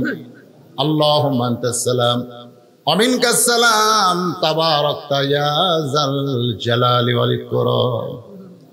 আয় আল্লাহ তাআলা, সেই মাগরিবের নামাজের পর থেকে এই গভীর রাত পর্যন্ত তোমার পাগল বান্দারা আরামের বাড়ি, আরামের ঘুম বাদ দিয়া, আরামের বিছানাকে ভুলে গিয়া এই জান্নাতের বাগানে বসে বসে কোরআন হাদিসের আলোচনা শোনার শেষে আমি গুনাহগারের সঙ্গে আখেরি মোনাজাতে রহমতের দরজায় ফকির হয়ে দোকানা হাত তুলেছি। আল্লাহ মেহেরবানি করে আজকের মাহফিল আমাদের সকলের হেদায়েতের জন্য, নাজাতের জন্য, জান্নাতের জন্য কবুল করে নাও। এই মাহফিলের শুরু থেকে শেষ পর্যন্ত যত আলোচনা হয়েছে আল্লাহ, এর মধ্যে ত্রুটি হলে, ভুল হলে মাফ করে দিও। এর যা হাদিয়া মঞ্জুর করো। সোনার মদিনা রাসূলের রওজা মুবারকে আল্লাহ কবুল করো। মনে বড় আশা ছিল যাব মদিনায়, সালাম আমি করব গিয়া নবীজির রওজায়। মনে বড় আশা ছিল যাব মদিনা। আল্লাহ বলে, ও আমার বান্দারা, মদিনায় যাবার না পারলে কি হবে? তুমি যেখানে থেকে নবীর প্রতি দরুদ সালাম পেশ করবে, আমার ফেরেশতা নবীর রওজার পাশে তোমার নামে জমা দিয়া দেবে। আল্লাহ, তোমার রহমতের দরজা আরজ করি। বাবা আদম থেকে ঈসা আলাইহিস সালাম পর্যন্ত সকলের রূহ মুবারকে আল্লাহ তুমি কবুল করো। সাহাবায়ে কেরাম, উম্মাহাতুল মুমিনিন, শহীদ শহীদান, জান্নাতুল বাকি, জান্নাতুল মাওয়া সহ পৃথিবীর যত গোরস্থানে মুমিন মুমিনাত আছে আল্লাহ সকার ওয়াফারেহা দিয়ে কবুল করো। আল্লাহ, যে গোরস্থান উপলক্ষ করে আজকের এই মাহফিলের আয়োজন, আল্লাহ এই 6 ঘরিয়া পুণ্যমাগাতির গোরস্থানে যারা শুয়ে আছে আল্লাহ রে, ফিলিস্তিনের খবর পাচ্ছি, মুসলমানের কি হচ্ছে, আমেরিকার খবর, রাশিয়ার খবর, ইউক্রেনের খবর, কিন্তু আমার ঘরের পাশে বাপ মার কবর। এত কাছে থেকে এত দূরে কোনো খবর। উল্লাপাড়ার পিয়নো সাহেব থেকে ওসি সাহেব, আল্লাহ যারা মাহফিল করার ব্যাপারে কোনো বাধা দেয়নি, বরং অনুমতি দিয়েছে, আল্লাহ তাদের সকলকে তুমি কবুল করে নিও। সুবহান রাব্বিকা রাব্বিল ইজ্জাতি আম্মা ইয়াসিফুন ওয়া সালামুন আলাল মুরসালিন। ভুলে গেলে চলবে না, আমার মা বোনদেরকে আল্লাহ তুমি কবুল করো। আবেদা সালেহ পর্দা কবুল করে মৃত্যুর সময় আমাদের জবানে তুমি জারি করে দিও লা ইলাহা ইল্লাল্লাহু মুহাম্মাদুর